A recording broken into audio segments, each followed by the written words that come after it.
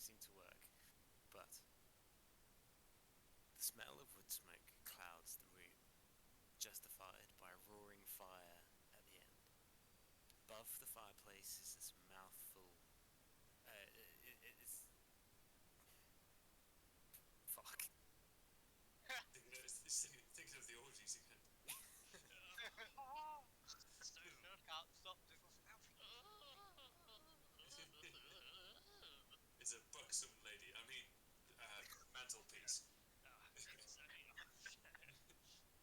a large arse. I mean table. Jesus. Written description, and it's so full of typos that it makes me wonder what I was doing when I was writing it. I'm just gonna fucking ad lib it. Fuck it. So we bring ourselves back into the room, the study, the map room, at which you were guided to by Diraxia, the elf servant of Zelleran Roaringhorn. Being guided into the room, it is dominated by the smell of wood smoke, a roaring fire at the end of the room. Above it is a massive painting, a depiction of what looks to be a lighthouse, lost in a storm of waves beating up onto a cliff, and a great light shooting out from atop of it. Zelleran hasn't paid too much mind to you initially, walking over to a large arched seat close to the fire. Poured himself a large glass of wine, and he leans over, gesturing to you all to sit.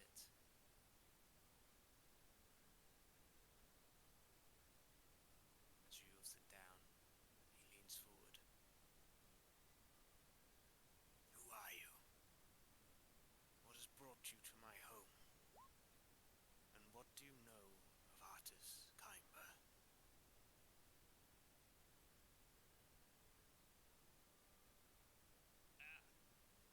Well, as the party leader, I guess I'll step up and tell you what we know about Well us. done. It's an awful lot. But Snub's pulling his little notebook out and sort of sifting through. Bear with me. Bear with me. Just answer them one at a time, Nubs. One at a time. You can do this. My bloody water flask has leaked all over this. Jesus, all these pages are stuck together. Nubs, you can just tell them who we are. Yes, I suppose I should, shouldn't I? Okay. We are the Low Profiles, adventurers at large, and swords, bows, and muscles for hire. He says, pointing at Bungson. Abel was kind of like standing a bit straighter.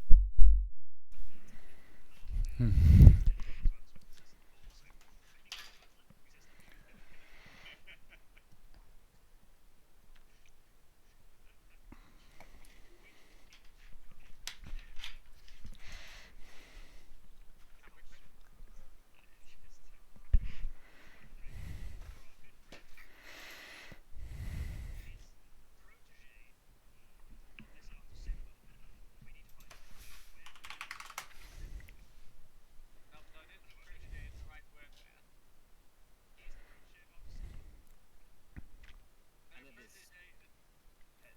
At this, Zelleran Roaringhorn, who's just kind of been eyeing you carefully, he leans forward inquisitively.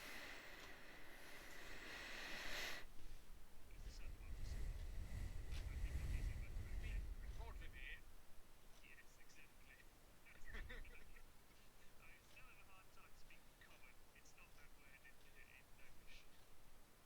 Yes. Okay. Come on, Nubs, you can do this.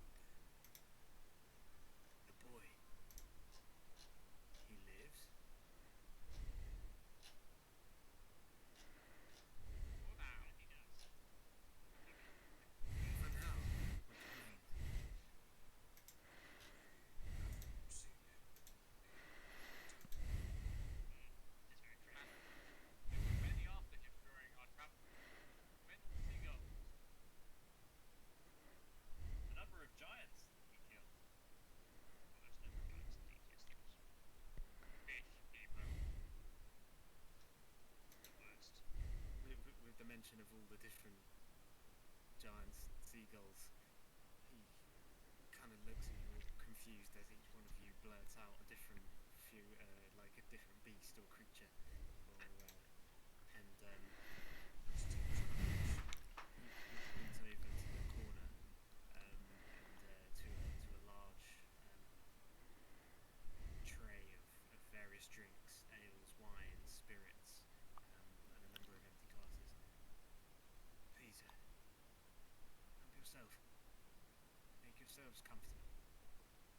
I feel we may have a fair amount to talk about. Roger, name Butler. Saying I have to put my own. I thought you said you had your own butler, and he points to Ablot. Medica smirks largely.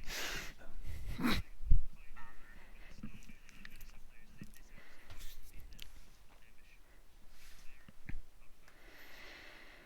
I'm hearing is what Amanda said. Ablot is staring directly at Shush, definitely effective.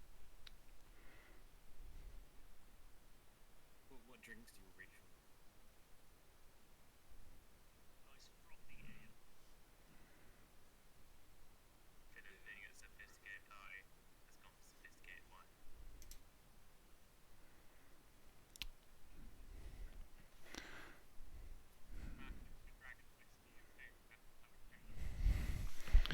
Medica takes a shot of the clearest, most potent spirit.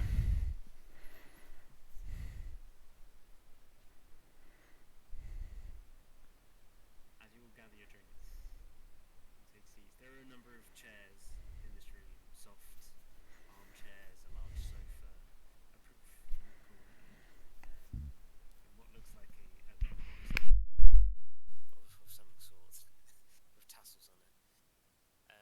You'd all find a seat to be able to sit, or you may stand. It's completely up to you. Waringhorn looks around. What of the boy? Where is he? Does he not travel with you?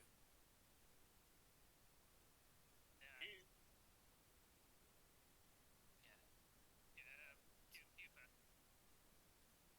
as party leader, I dub the voice. Thank you, Nubbington.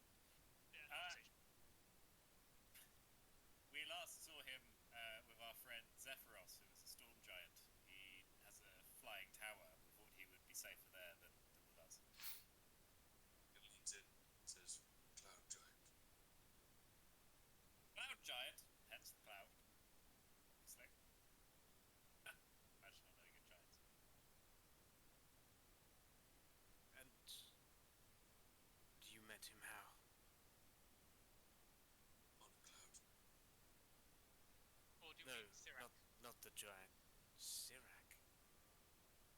This is his name? Maybe. What is your interest in the boy? We have told you our names, why we're here. You have told us very little. We don't know whether you are friend or foe to this young man. I am a friend. The boy may not know it, but I am a dear friend to his family. Although I have not seen his family in a long time. The last time I saw the boy, Sirac, if that is his name, was when he was just a babe.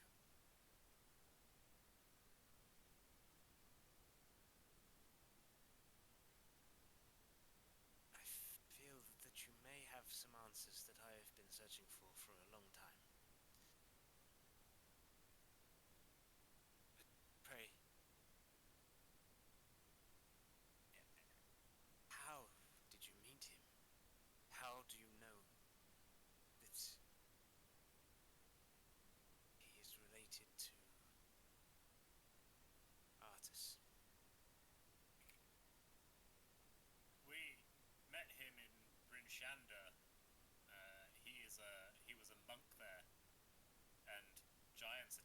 city and were searching for him.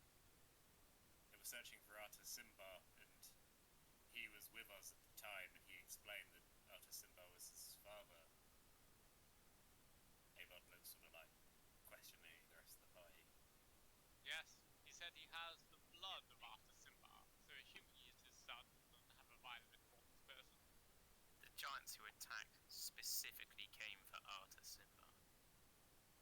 Yes, quite they use insistent magic. Magic can detect Artus Simba blood.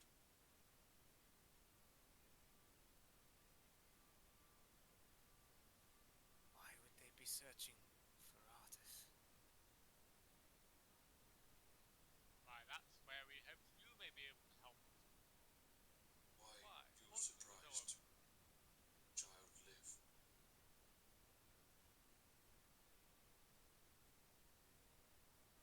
He pours another glass of wine.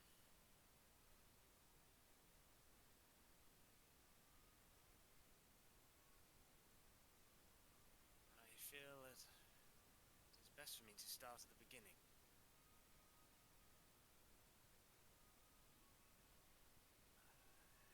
Artus and I are good friends. We both studied here in Neverwinter together at the university. We both studied ancient history and archaeology. We found friendship in our shared fascination of the history of ancient Faerun, or Astoria as it was known. The land before our modern civilizations took control.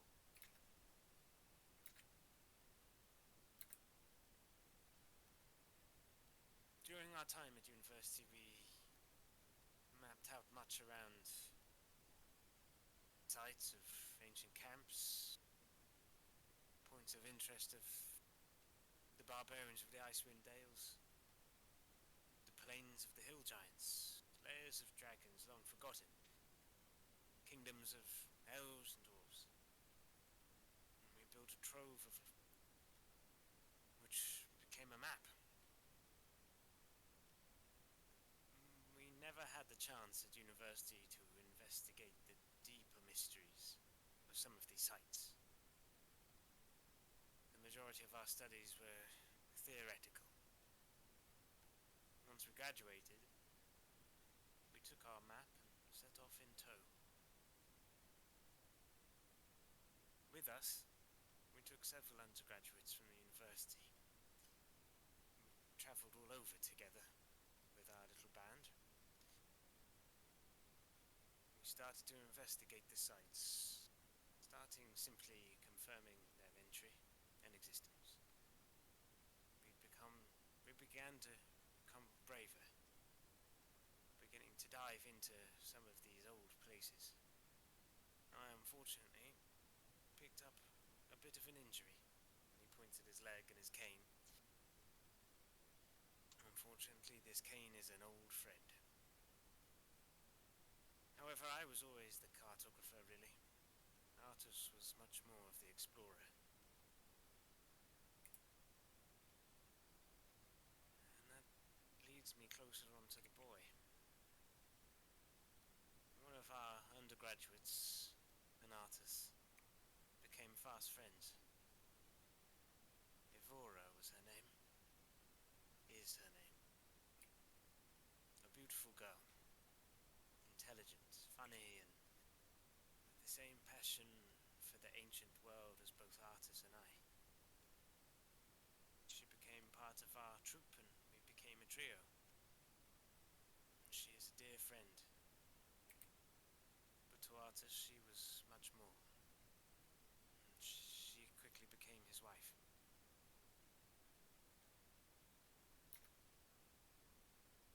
We explored for years together. We became particularly intrigued by one site. A tomb of an old dwarven city. Rumoured at the time to be an old lair of a defeated dragon.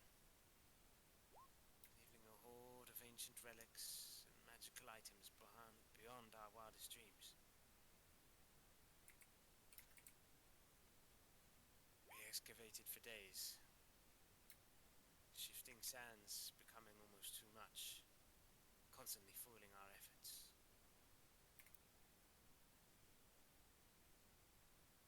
It was about this time that we found out that Evora was pregnant.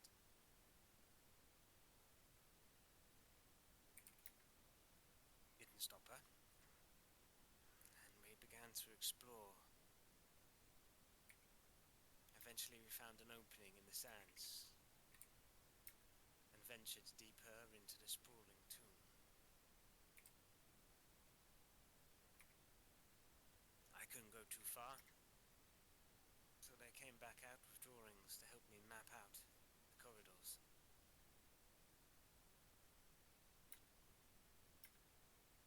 We spent several 10 days there, mapping and trying to find any evidence of this ancient hoard.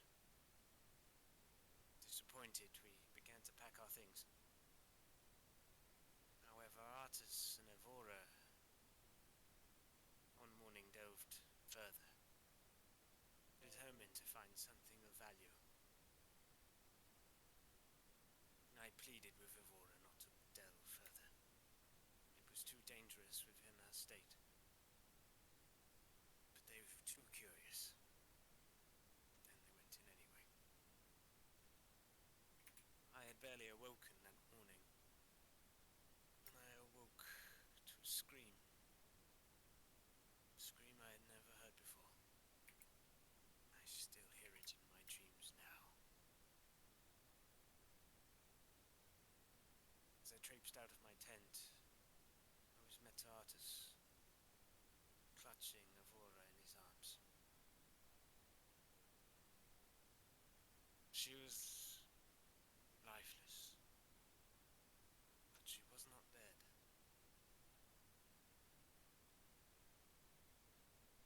We had no healer with us, so we immediately took to the road, set to return here. We used some spells, but we knew little. She seemed to be stable, and on the road Artus explained that within the tomb they found a hoard of gold. Before they were able to identify anything, it appeared that Evora picked something up. Artus was unsure, a book maybe. Could have been anything. But whatever it was seemed to possess a curse that none of us could fathom. On our journeys, she Allgemeine drifted in and out Verkehrskontrolle, of Führerschein und consciousness.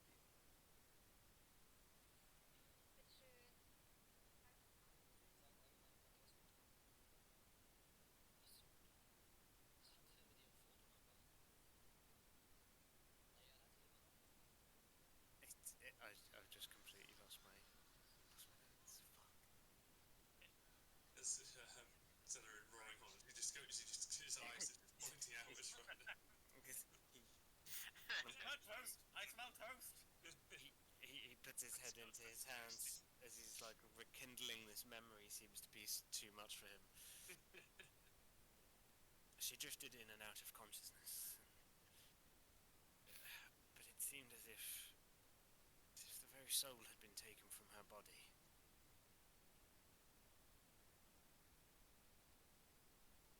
And we brought her back here eventually in Neverwinter. Artus took to the road and hoped to find some cure. At first he came back every day or so, disheartened. But he began to disappear for longer times, and after the first month or so he seemed to lose hope and stayed here with Evora. Her pregnancy miraculously continued. We were able to feed her somewhat, provide fluids. We had a healer who visited regularly.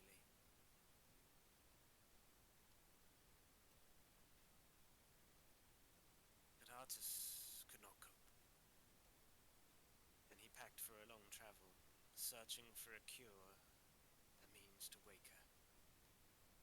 I stayed here and cared for her. And this time he left for much longer.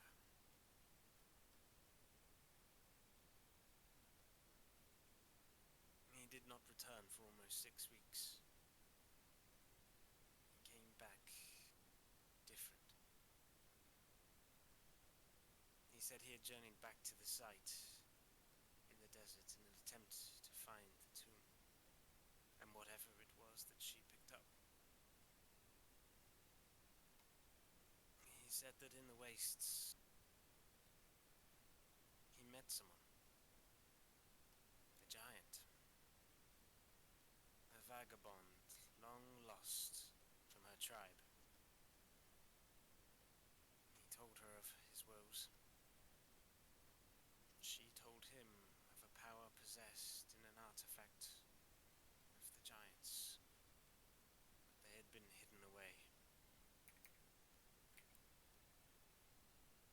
This rang true of our studies. We know that in the final days of the giants' hold on Astoria, was finally broken by the first human barbarian tribes. A great war broke out, and the barbarians stole many giant weapons and items, breaking their numbers and forcing them into hiding. Legends suggest this is how the giant tribes were formed, as they disappeared into the various lands of fire, stone, frost, hill, cloud, and storm.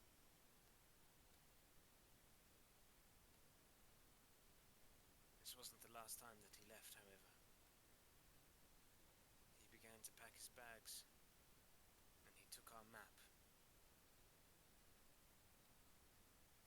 in search of these items that this giant spoke of.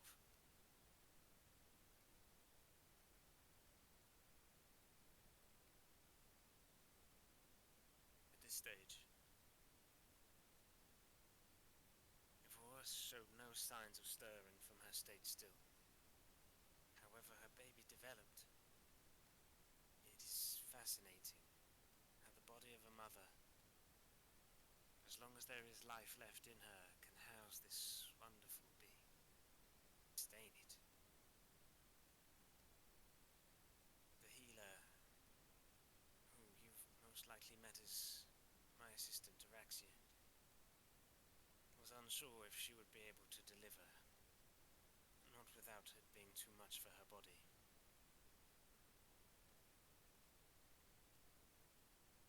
These final weeks of the pregnancy passed, and Artis did not return. And finally,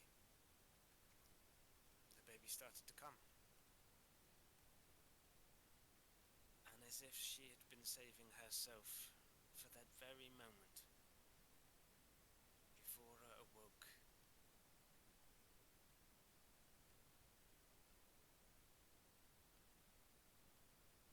And similarly, as if perfect timing, Artis walked through the door.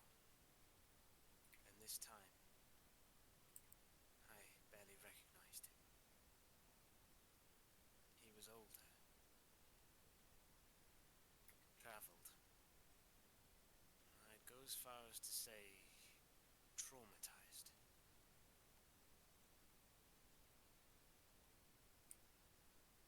He wore a ring, and he wielded magic that I had never fathomed possible in someone unstudied.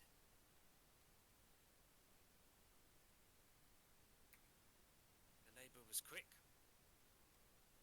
but it was clear that Evora had no strength. I stood in shock, not knowing what to do. But Artis laid his hand on her and whispered in some language I have never heard before. And the baby was born. A boy.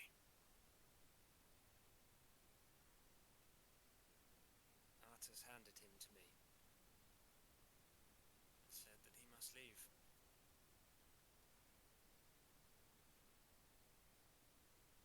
He told me that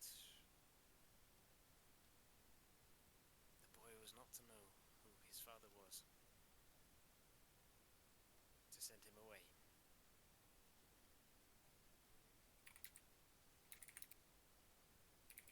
He placed his hand on Evora, cast a spell, and in a blue aura, she appeared frozen in time, on the brink of death itself.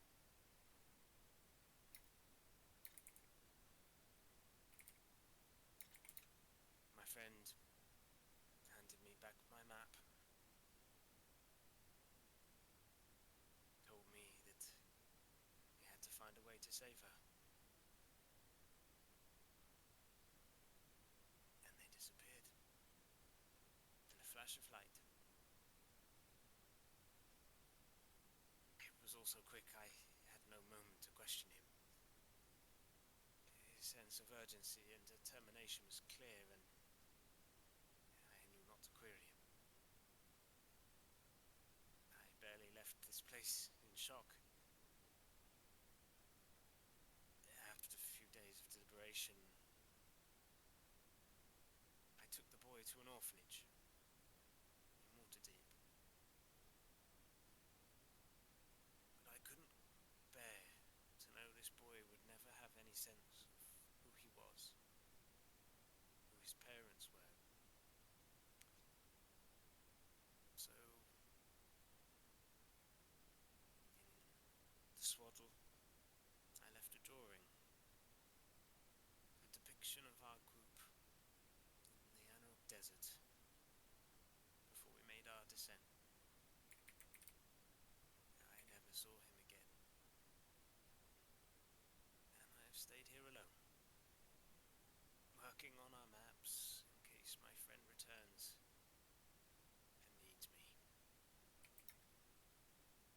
needs me.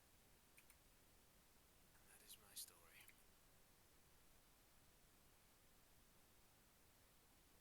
Why the giants are looking for Artus, I have no idea.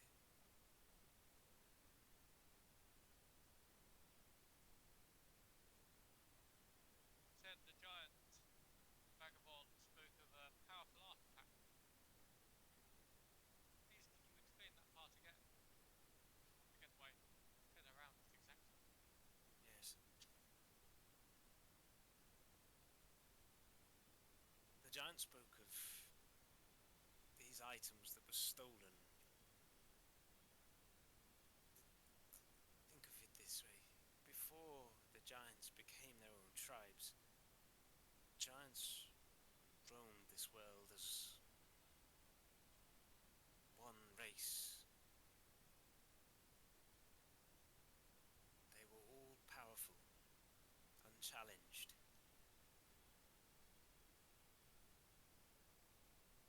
They crafted what must be considered some of the first instances of magic in this world.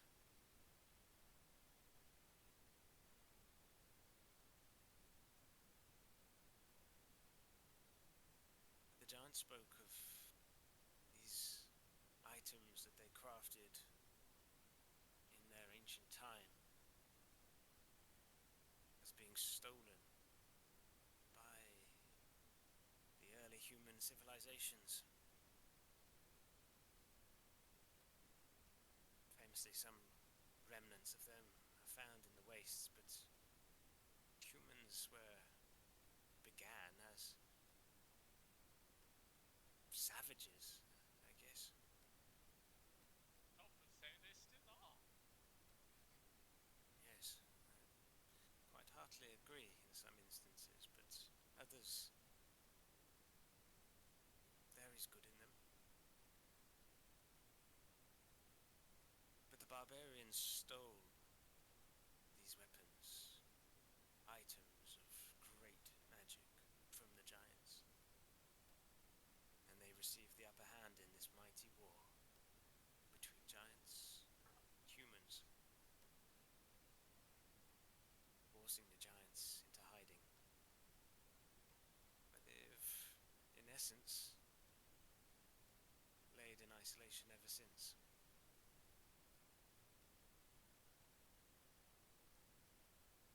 These items,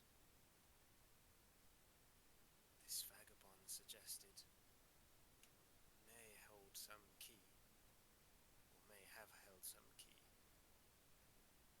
to bring Avora's curse to rest.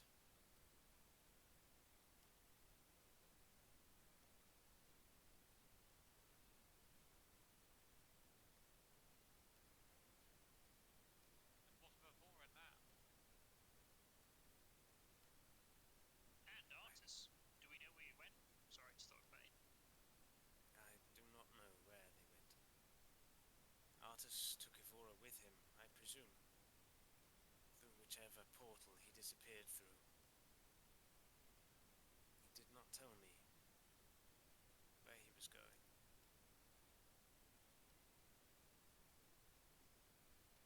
And no rumours of them since together, alone?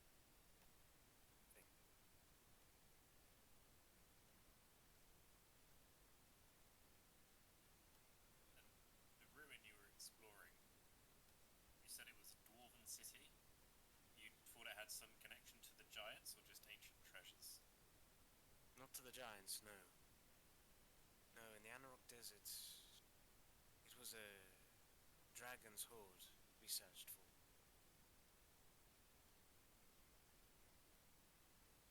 You think this horde is, still there?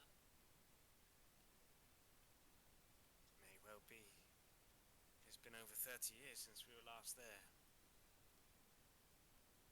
So nothing to do with the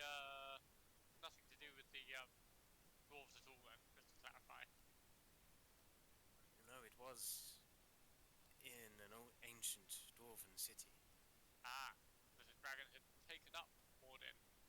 Exactly. And you have a map of this horde, you say? Not of the hoard itself. It was merely just another one of our many pinpoints across this world that we looked to investigate. This is the same map that Artus took with him when he went away. And have you a copy? Yes, he gave it back to me. And he walks over to a table where there's a large map. Just opened up. And looking at the map, you see it is covered in different crosses, points of interest. And whether Artus explored them, I'm not so sure. We didn't have any opportunity to catch up in the moments of the birth of his child. Aye.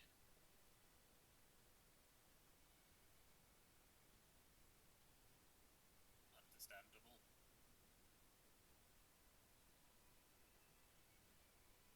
Confident, Right. try and remember as many locations as possible on the map to add to his own notes.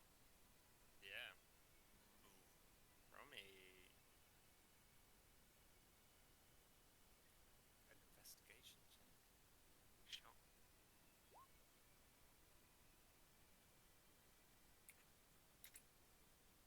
Look across the map and note many, many markers.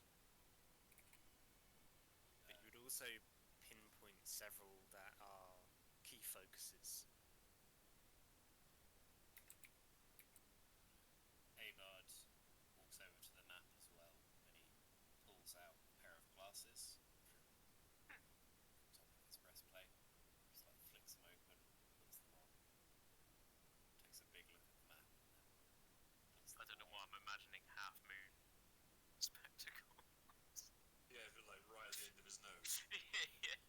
With like one of those like little drawstring things around the back of the neck.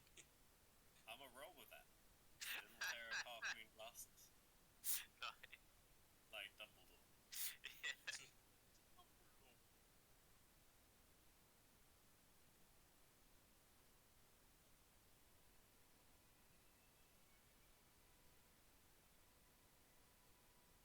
mentioned that the giants in Bryn Shander were searching for Artus.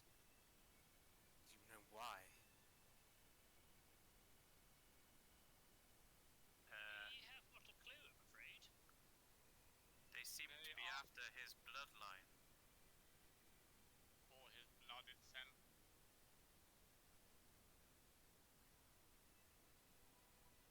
We have been speaking with a giant friend called Zephyros, and he explained that the Ordning has collapsed, and that the giants have entered into an anarchical civil war. The frost giants, this is. Not all giants. Is that right?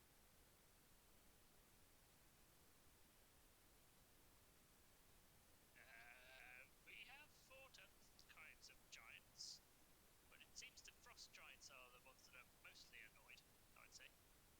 But I thought that their king was a storm giant who was killed.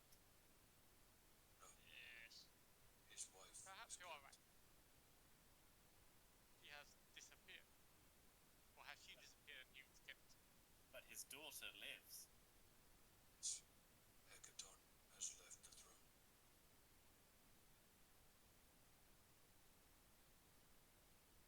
He has very sexy daughter. I want to marry her. Finn raises an eyebrow. Because I have big Sighs. So does Roaring Horn. And Medica keeps his stoic face, but he nods approvingly.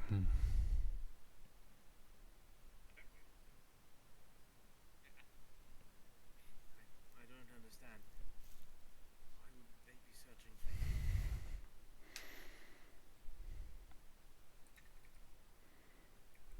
Perhaps it is something to be said if he helped Baxane find these lost artifacts. Perhaps Arthur Simba has gone on to do more things to anger them, and they want revenge. It's hard to say.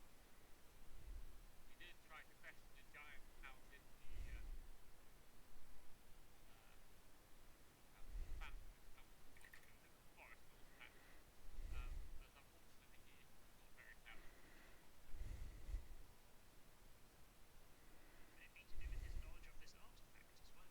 Perhaps it is something that could be used to unite the giants and retake the world for giant kind. Personally, my suspicion. Sorry. That's okay. I am also neutral.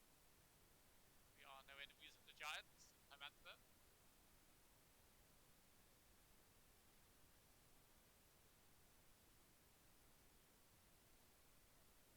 I'm afraid that I am still rather confused.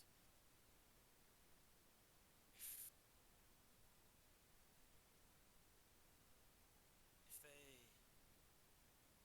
located Sirac whilst looking for Artus, do they know where Artus is, or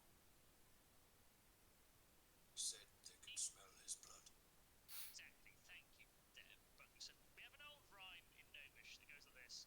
Fee, fi, suck my bum, I smell the blood of a little old gnome. And that's supposedly what giant can name, because they can smell your blood. I see. An interesting saying.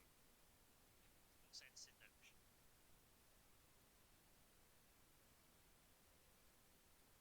All we know is Arthur Simba is Sirac's father, and he was the reason for this destruction. So we hear. Perhaps Sirac knows more why they are after him, but he wouldn't give it to us, would he?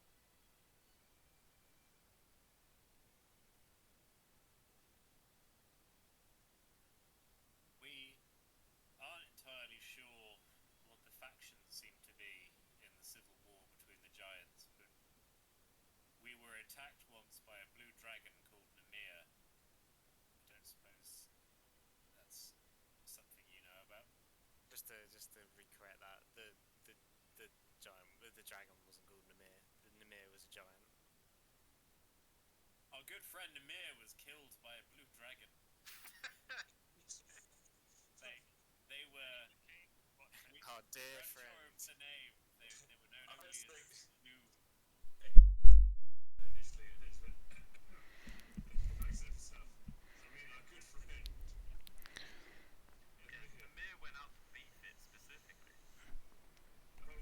and Our good friend who had and at the memory and at the memory of that great beautiful eagle that Nimir was flying with, possibly dying, brings a little tear to Medica's eye, but I don't think nobody can see that.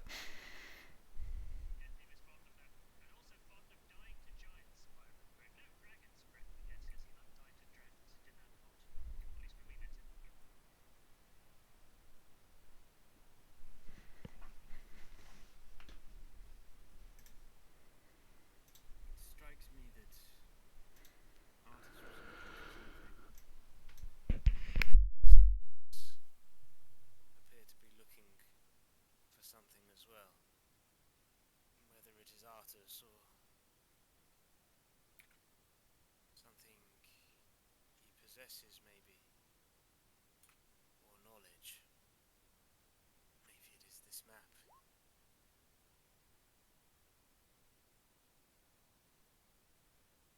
The question is, what is it that they are looking for?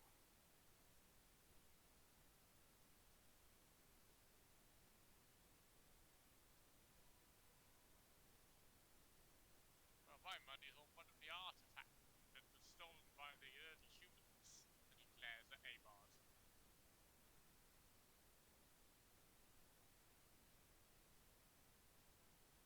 And Medica's there. I think Ung is probably the earliest human in the room. Yeah, it's probably after his was time there, there, wasn't it? The fall of the giants' civilization and these ancient barbarians. How long ago was that? Thousands of years. Thousands, Tens of thousands. tens of thousands.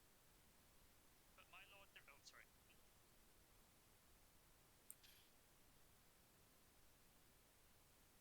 No, what is it, young gnome? Just no, I was reminded of a quote that someone else said, but it's not relevant to this conversation. I apologise. Fair enough.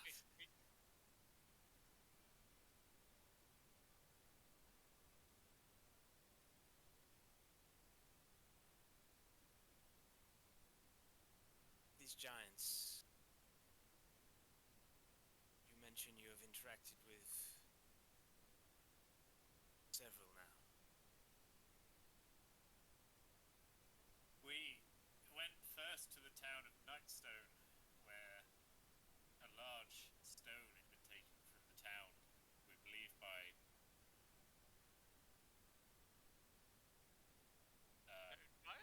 cloud giants. Wait, cloud giants? Just notes. No. Stone giants. Avon has been asked skeptically and not very knowingly. Cloud. We met a cloud giant on the road. He seemed friendly.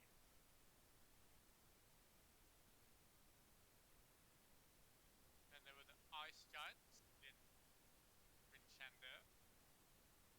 They were the ones searching for Arthas. Indeed, they were. Very friendly too. Yes, not so friendly. I climbed one. Yeah, I remember. Then You had a different in sword then. the forest there was stupid giants. What kind of giants were they?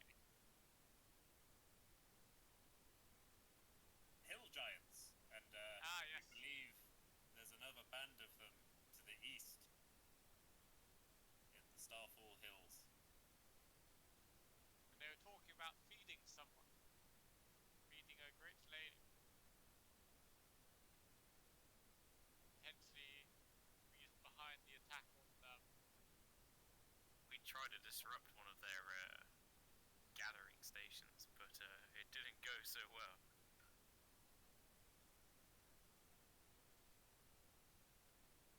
Well, it's clear that the giants have broken from their isolation.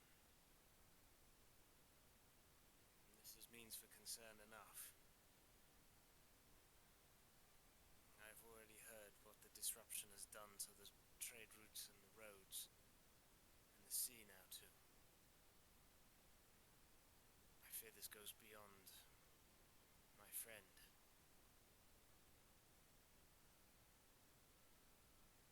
Tell me, I can no longer travel,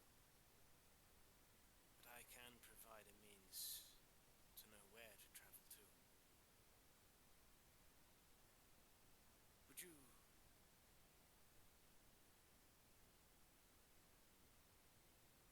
search for my friend? If I were to give you the map that he once used, Finn nods excitedly at the idea of getting hold of the map. Match bows his head. Nods. He screws his eyebrows looking at strange squiggles on a paper that no one's interested in. West. West is the Yes! sea. Moving east. Yes, it's upside down from your side there, Abard. You're stood on the other side of it. Aha! There you go. I do so love these worldly wisdoms of yours. Alright. My second time using a map, in fact.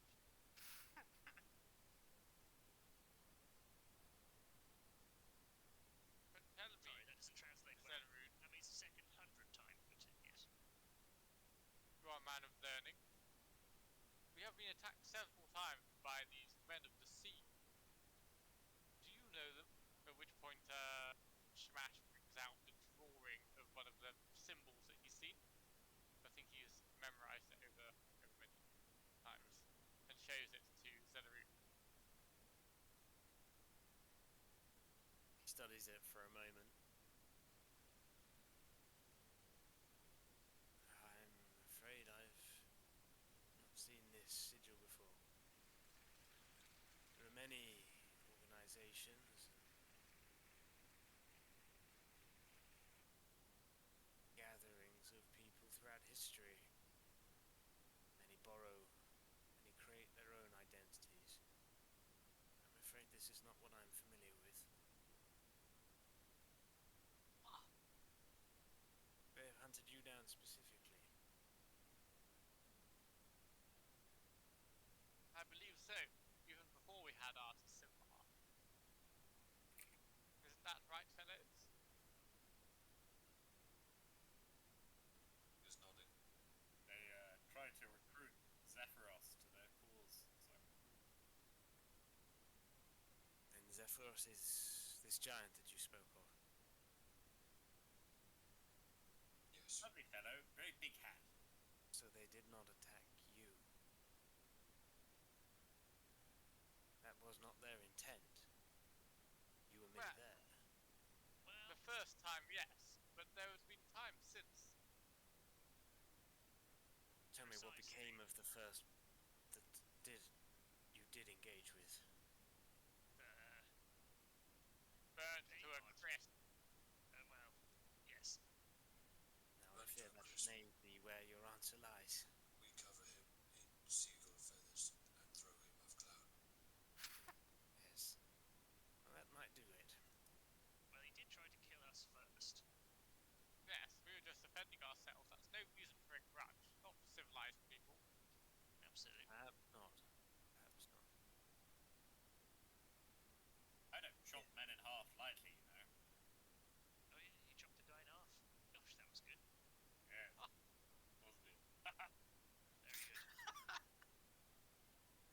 Very good. Roaringhorn begins to lift the map from the table. The problem is I don't know where I should direct you to start.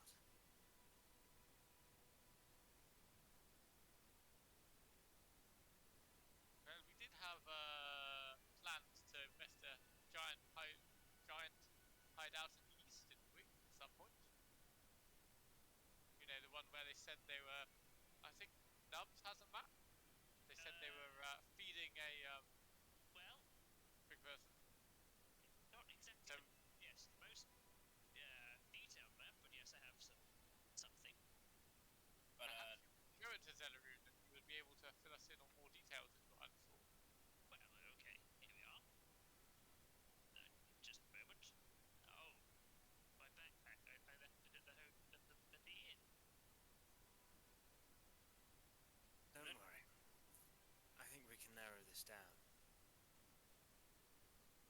Indeed, Artus was searching for the items that were stolen from the giants, and vice versa.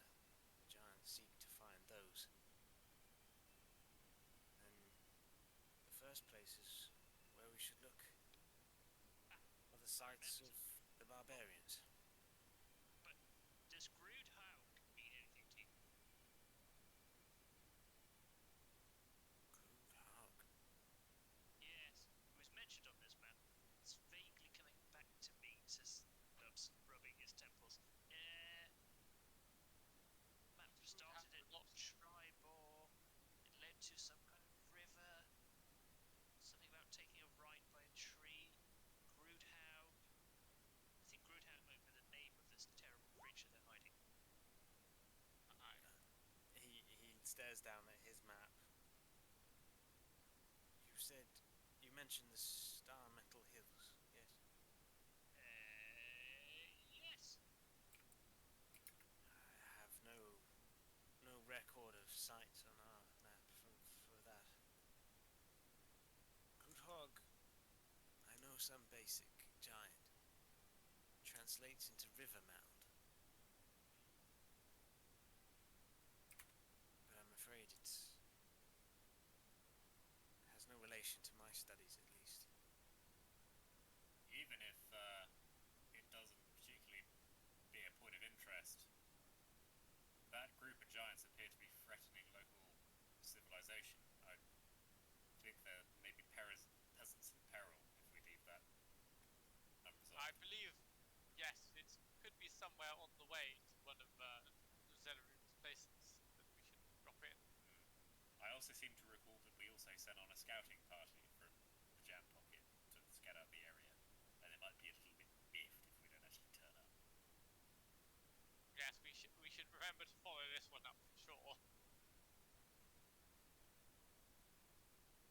Sorry, Zelarune. Anyway, you were going to tell us of some places to investigate. Yes. The barbarian sites that we found from our reading. There are several.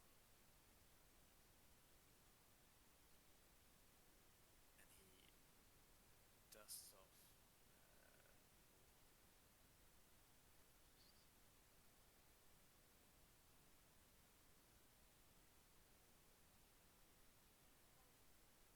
He dusts off the map as he pulls it closer. Yes, there are several sites. And he kind of points to them all as he reads out the names. You have Morgul's Mound. One stone. Raven Rock. Shining White. Stone Stand. And the Grandfather Tree. And Flint Rock. These were the ones that we found, at least. There may be more. My suggestion is... Well, the barb... 5 in total. Is that right? These I had sites 6. were ancient places that the barbarians gathered. Morgul's Mound, Raven's Mound, the Shining White Stone Stand, Grandfather Tree, Flint Rock, and there was one more. Sorry, I'm just trying to take some important notes here. It's okay, I'll give you a map with all of them on. Oh, that's lovely. Okay, This map right here. Oh, yes, Don't worry. right. Yes, of course. Oh, I'll Right. take it. Lovely. My suggestion is to start and go from there. There's not much more to it.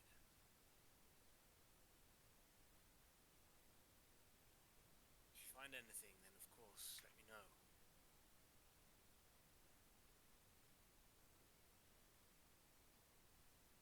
I hope you find something. I hope we can piece this all together, us. I hope I can find my friend. I do notice there are a lot of stones involved in this list, and as I say, we went to the town of Nightstone where some giants had taken the stone from the town. Yes. Does that ring any bells? I have heard of Nightstone. never visited myself, but I had heard of the fact that the monolith had been stolen. It was made completely out of, I think, obsidian? Yes, yes, obsidian. No one knows how it got there. Maybe it has a link, I'm not sure. But if giants were the ones that stole it, it leans into the fact that giants are searching for something. And that, to be sure. Big phallic rocks. Yes. And just one last thing from me. The vagabond giant that Artas met. Yes. Do you have a name for them, or what type of giant it might have been? I do not know. No description at all? He just referred to the giant as her. So a female. Perhaps it was his wife that has gone missing. His wife has not gone missing. Evora was taken with us. No, the wife of the giant king who is currently missing.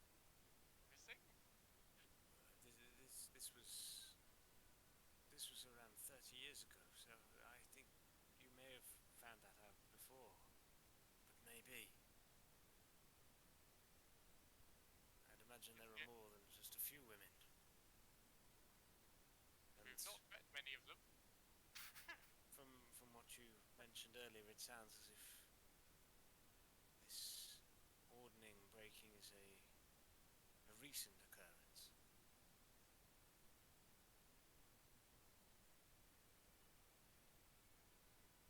Yes. Or have I misunderstood?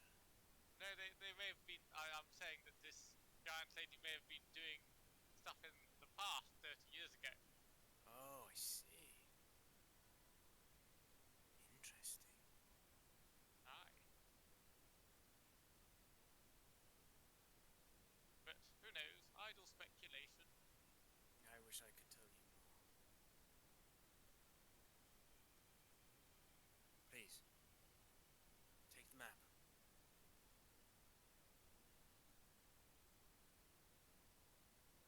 I'll get it. I'm the group leader. Says Nub, stepping up nervously. Is this thing glued down? Whoa. He says, grabbing onto it. No, it's not. Onto it. He says, rolling it up again. Okay. I'll keep hold No, of that. don't worry, young gnome. I have copies. Oh, marvellous. Do you have a little carrier, a tube strap or something I can put this in? Yes, Use it I for draftsmanship. have some down here. Oh, lovely. Full on elfy cat, couldn't it? Yeah. He loves socks. These are even baby socks, but he just can identify a sock from like a million miles away. Oh, God. Please. Return to me when you know more. For now, let's enjoy the rest of the party. Unless there's anything else you'd like to ask.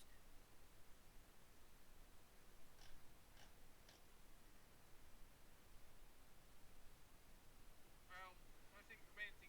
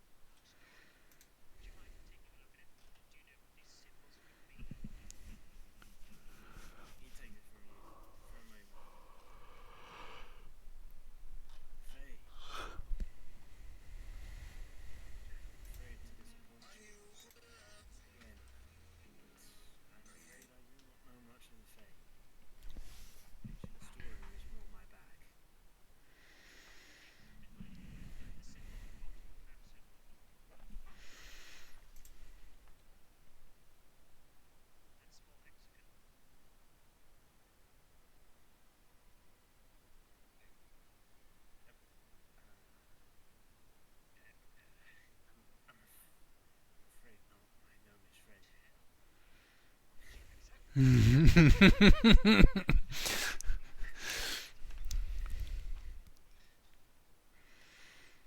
I cannot be of more help concerning your little hammer. Okay, anything need fixing, let me know. Just talking about I this movie. do actually. This chair has had a large creak to it, and he kind of grabs it. It's easier to do this. Do a little swish to the right body. Gently taps it, the rear end of the wheel. Just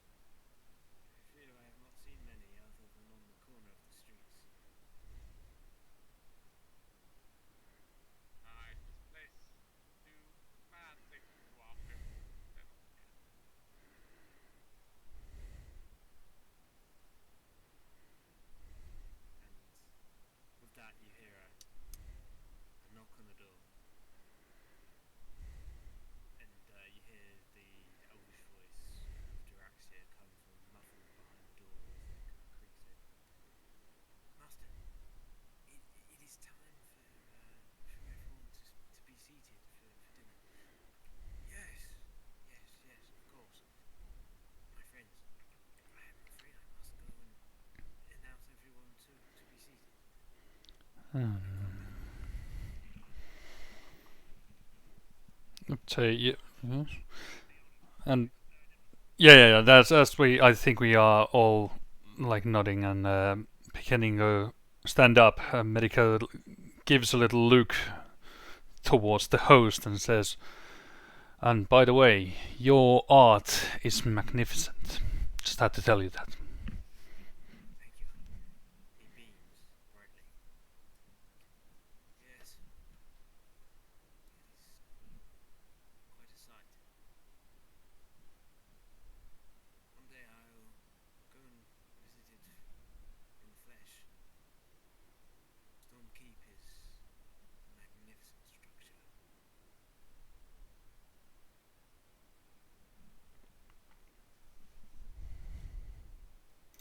I have a liking for storms.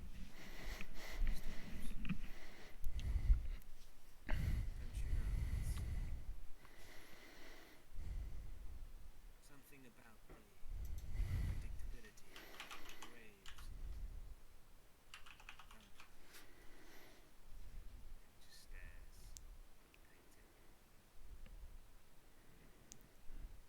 painting. Medica touches his ring with his other hand and says, "I know exactly what you mean." And then he turns his back and walks away. As the door opens, Jiraxia starts to beckon you all down the corridor of where you've come through. Roaring Horn follows you all close by within your group. But before you reach the end of the corridor, he just speaks out loud to you all.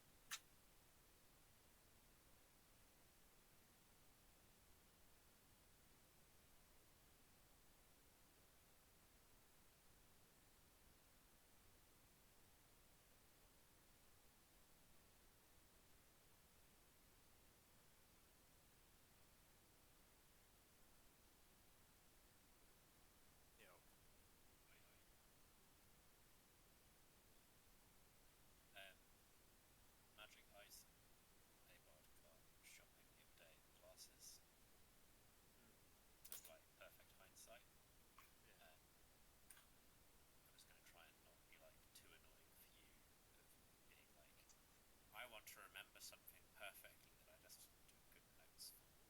Well, so the one thing with that was that I'm pretty sure in the thing was that it was only within a 24-hour period. Oh, okay, right. Sorry, I will check the notes. That's fine.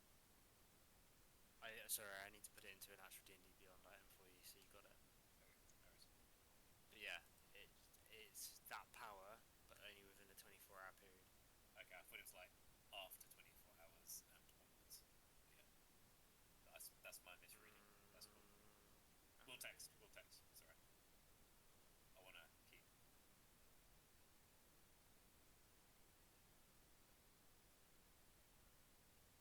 What did I exactly call them?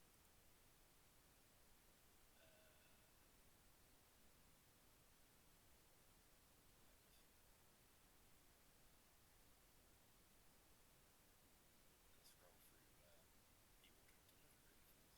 the order of delivery first. Just use the search function. It was. I'm texting you. Whatever it was. Okay.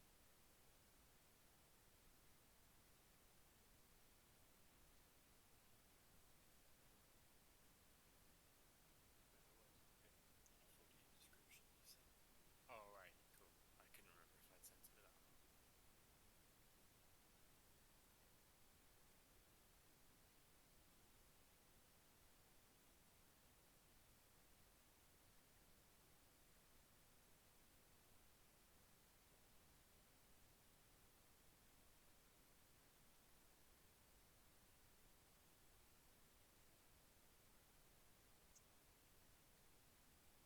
I lost audio. No?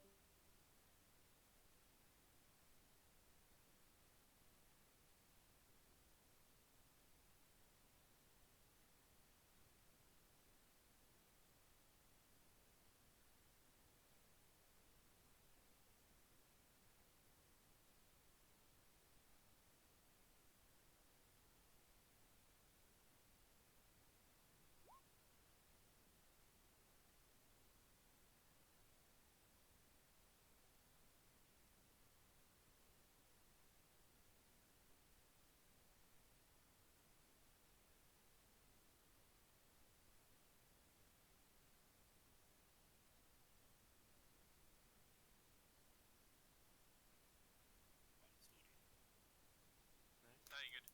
No.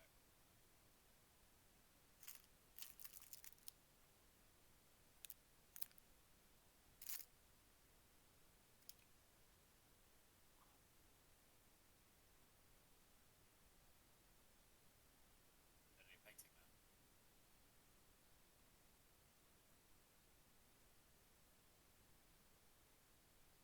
Pardon?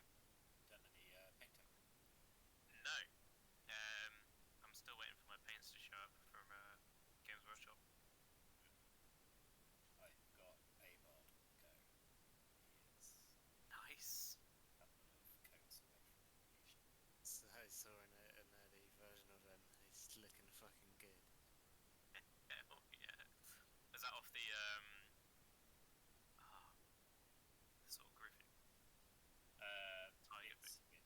but it's mainly Blood Bowl kit. Hell Just yeah. Age of Sigmar stuff that I'm buying around. So yeah, I'm pretty content.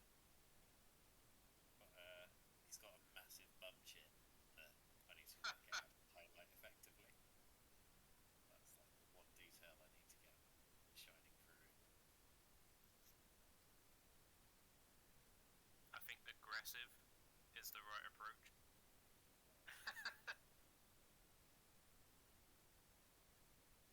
Like as oh shit, what's his name from Predator? Fuck. Oh, Randy Savage, whatever his name is. I know you're on about like it's like his chin has biceps. Like, Yeah. That shit'll make you a goddamn sexual tyrannosaurus. have you got time to bleed? Yeah. Is it Mac? Fuck. Yeah, Um, Mac. Ah, it's Jesse Is that the Ventura. one? Is it? That's the one, Is yeah. that the scene where it's like? Oh no, that's a different one, isn't it? You son of a bitch. Oh, that's that is-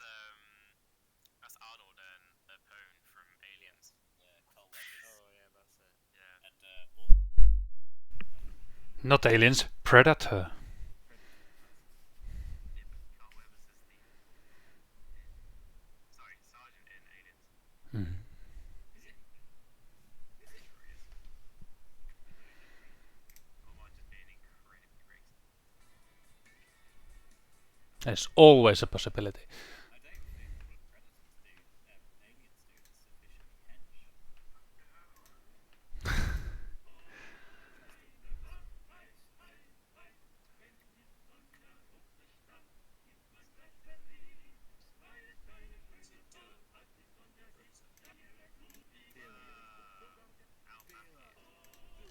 son of a bitch.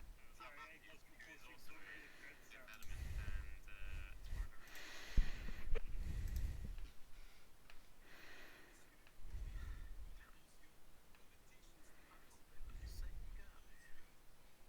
Never Dies. Yeah, big time dog. Dislike the looks of your tanks.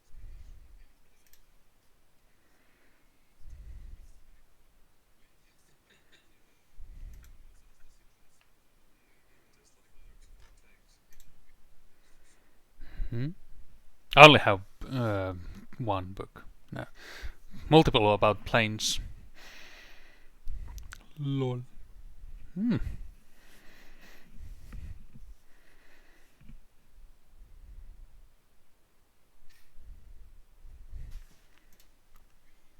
Rekindled my obsession with Fred Dibner recently. Oh, So good. absolute madness.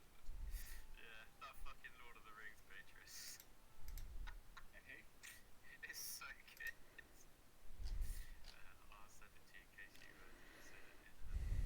Fucking, I'll put it in general. This picture of Fred Dibner,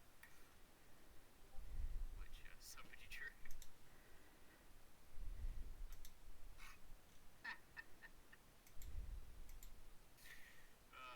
Fucking great.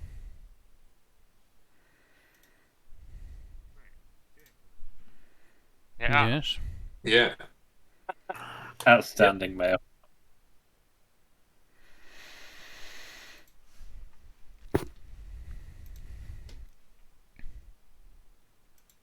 Okay. Watch a documentary on Fred Dibner one.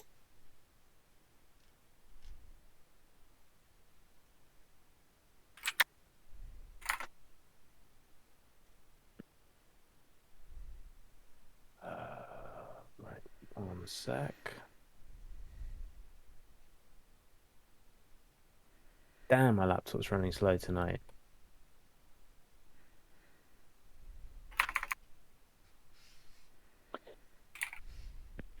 Okay. No.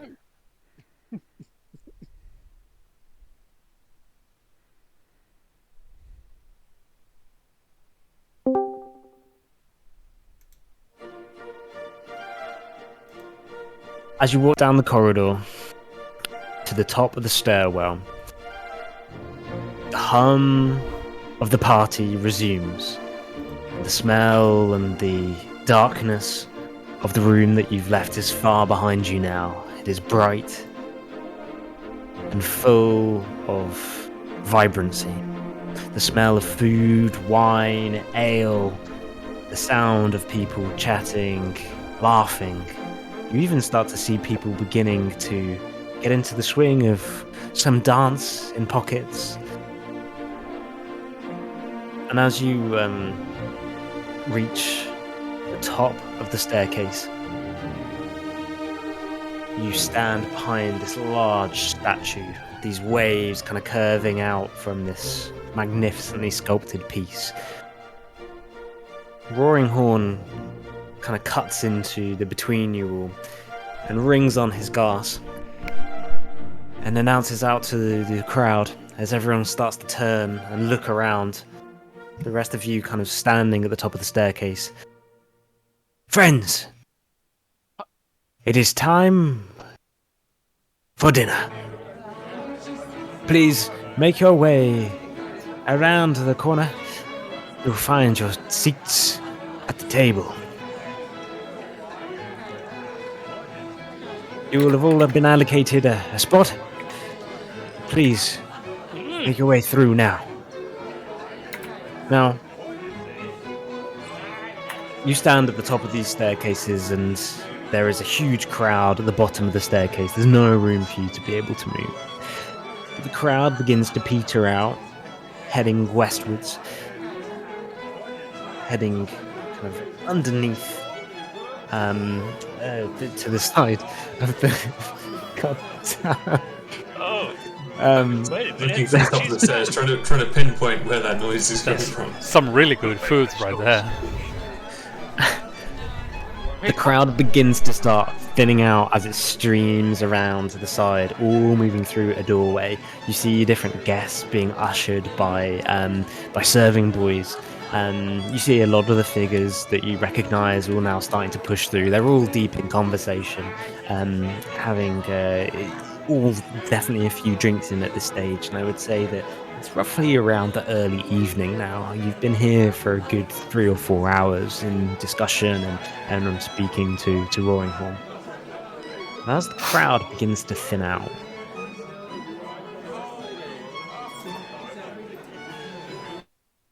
you start to see 3 figures standing in the crowd. Oh no. The rest of the guests start to arc around, leaving just a number of different people now. There's a handful of people. Lambert Ossel stands at the bottom of the stairway, kind of grinning up at Abard. Abard, why don't you come for dinner? Let's sit together for old times.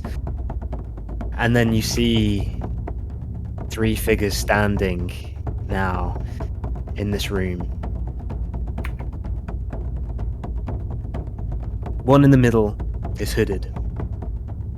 And on the other side, 10 feet in stature. They seem to be growing, because you didn't notice them being that tall before. And the one in the center begins to lower its hood. And you have seen this face before. The amphibian face of that which stopped you in the street in Neverwinter not so long ago. Yeah. You see the gills on the side of its neck begin to flurry with breath. 4 arms open out as the cloak is removed. It stares around you all. And you suddenly notice that you can smell nothing but the dank stench of rotting fish, clouding your nostrils. And the 2 figures on either side begin to lower their hoods. And you see the distorted faces of something packed into a small space. And you recognize not the people, but the race of these 2 figures. They're different to those that you've seen before. Pale grey skin, long white hair. But they are that unmistakably of giants. But they seem smaller. But even through the seconds that pass as you take it in, they are growing in size. And they look to the figure in between them. And the amphibian raises a hand and points a roaring horn in the middle of all of you. Like everyone's rolling initiative. And 3 figures start to break out and run towards you all. God. Ugh. Have to catch you for dessert, Lambert. Nobody remembers to roll initiative in the right way. I did it. You did? It right. I clicked my Did I tell you my initiative because I rolled well? I didn't see Hang on, I Oh! can't hear the music. It's very too loud for me. Zero. I guess that means He just shits his pants. I think it means you have an aneurysm and die. What? What does a nat 1 I initiative mean? I actually I don't Doesn't know. go this turn. Die. I think more importantly, what does 0 initiative mean? Just means you're not involved, I think. Yeah, it's just because they're like the lost lamb One, that's expression, like. 0. Getting 0 here's the- initiative. Let's see.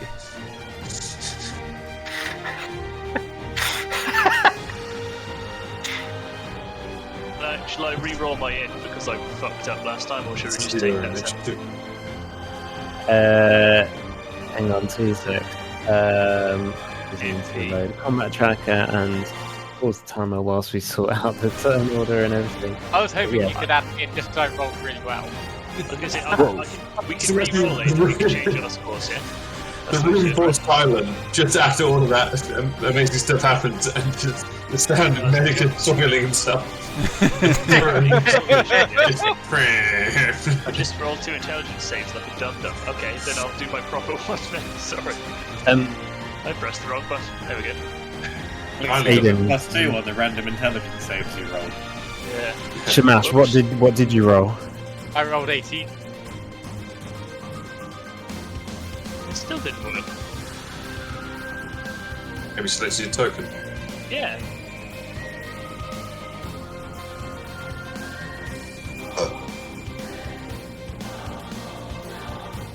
Switch over our map. Sorry, I thought I had done that.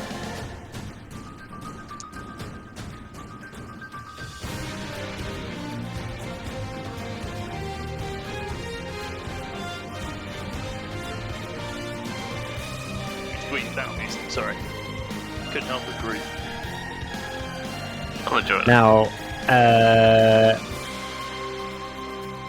okay.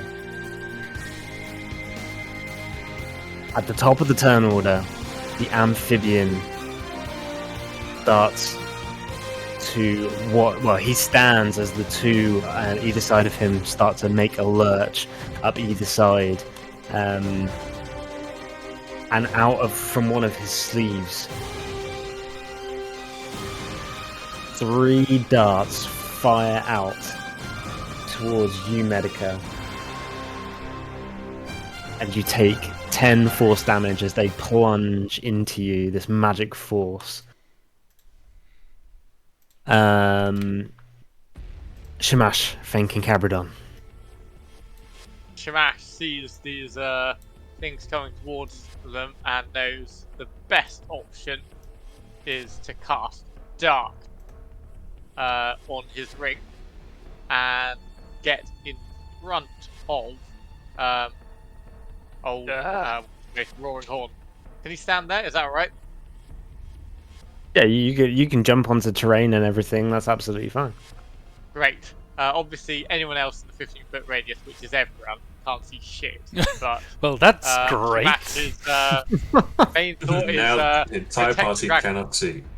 Yeah, but if you can't see them, they also can't see you, right? Hopefully. It's only Baz Bolano and whoever that is to the left. They're now going to get fucked by the giants.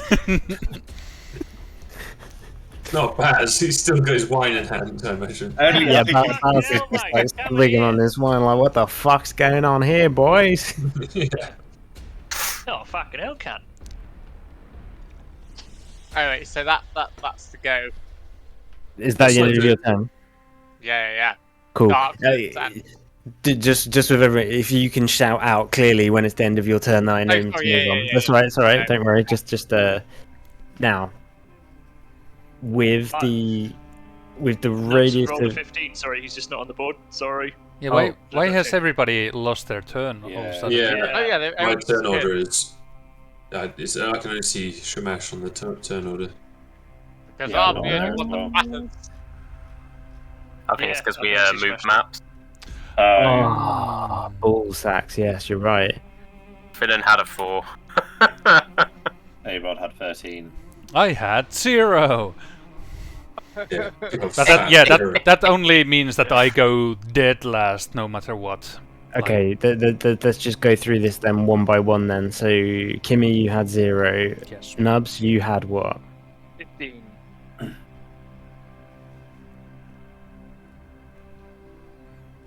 Oh, God. Now Nubs is Damn. 0. Yeah, no, I know. Right. Sorry, it's going to take me a little moment to just sort this. So if you just give me a Don't worry sec, about it, I'll do it. Yeah, no worries. rewrite Um, our no. Just I'll just do it systematically. Sure. Shamash, what did you have? In fact, oh, sorry, I have 18. I'm just going to stop this turn order and ask everyone to roll me initiative one more time. So just give me 2 secs. Ooh. Fuck's sake, it's never simple, is it? So Everybody, select a token now. yeah, for God's sakes. I select Baz Bolano. Okay, Oh, look at that! 19! Yes. Yeah. 5. I'm never going to roll that well again. Nope, damn it! Well, Oh, that didn't work! this suits me. Chucking in that once. What the hell? what the fuck's going Also, how on? come that didn't go on my I- thing? Don't know what is going on. Right, Crazy. another I one. selected my token. Um, Oh well, try again. it's alright. I'm That's gonna better. just I'm Oh, gonna shit. stop and disable the macros because they're obviously fucking shit up. Damn it, every time I roll well.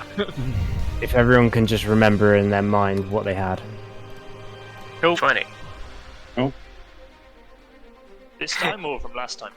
Nah, from the first time. Yeah, got you. Cool. Yeah, from the first time. Nice. Nat 100.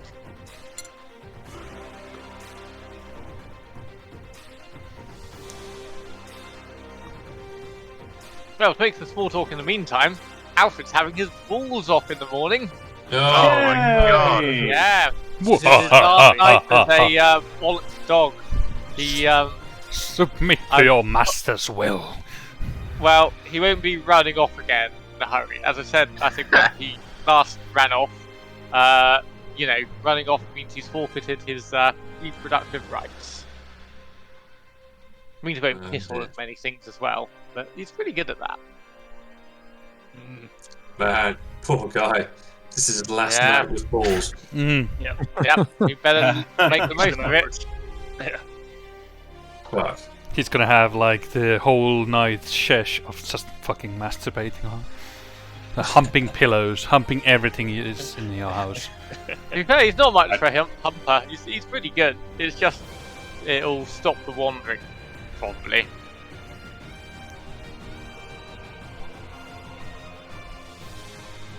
It was a hard decision. Lottie's had her uterus or whatever removed, so she's been spayed the other week. But yeah, if Alfie gets his balls removed, then means he can stay with other dogs when they're on to not be a problem boy. Not be an absolute horn dog. Man, when he is a horn dog, it's fucking mental. He is just like unstoppable. Like, he'll scratch at the door, he'll whine the whole time. Last time, and the only time he had to send him away to my mum was to like be with like his sister and stuff because even with us keeping him separate, he was just like fucking nightmare. Like at night, he was just like. Okay, you should be able to roll your initiatives now. Nice. Make sure we all got the old boy selected here. Okay, Abard, what did you have? I just rolled in a new 9, I'll take that. No, the first one. No, first one. Oh, 4. Don't try that shit. Shamash, what did you have? 18. Unga. 8. Nubs. 15. Medica 0. I'll just give you a 1. So it's Oh, like, that's very kind of you. Finnan. 4. Is that everyone? I think it I is. think so. Yeah, looks I good. hope so. We've done that. We've done that. Nubs Grimwick. Can't see a bloody thing, says Nubs, stumbling. Falls He puts down one the foot out stairs. the other, but he's on a set of stairs. What happens?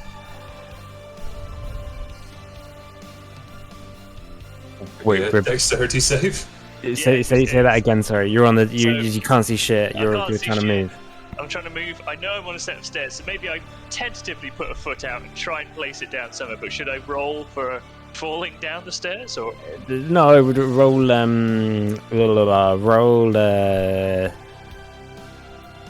Roll an acrobatics check as you try to make your way through.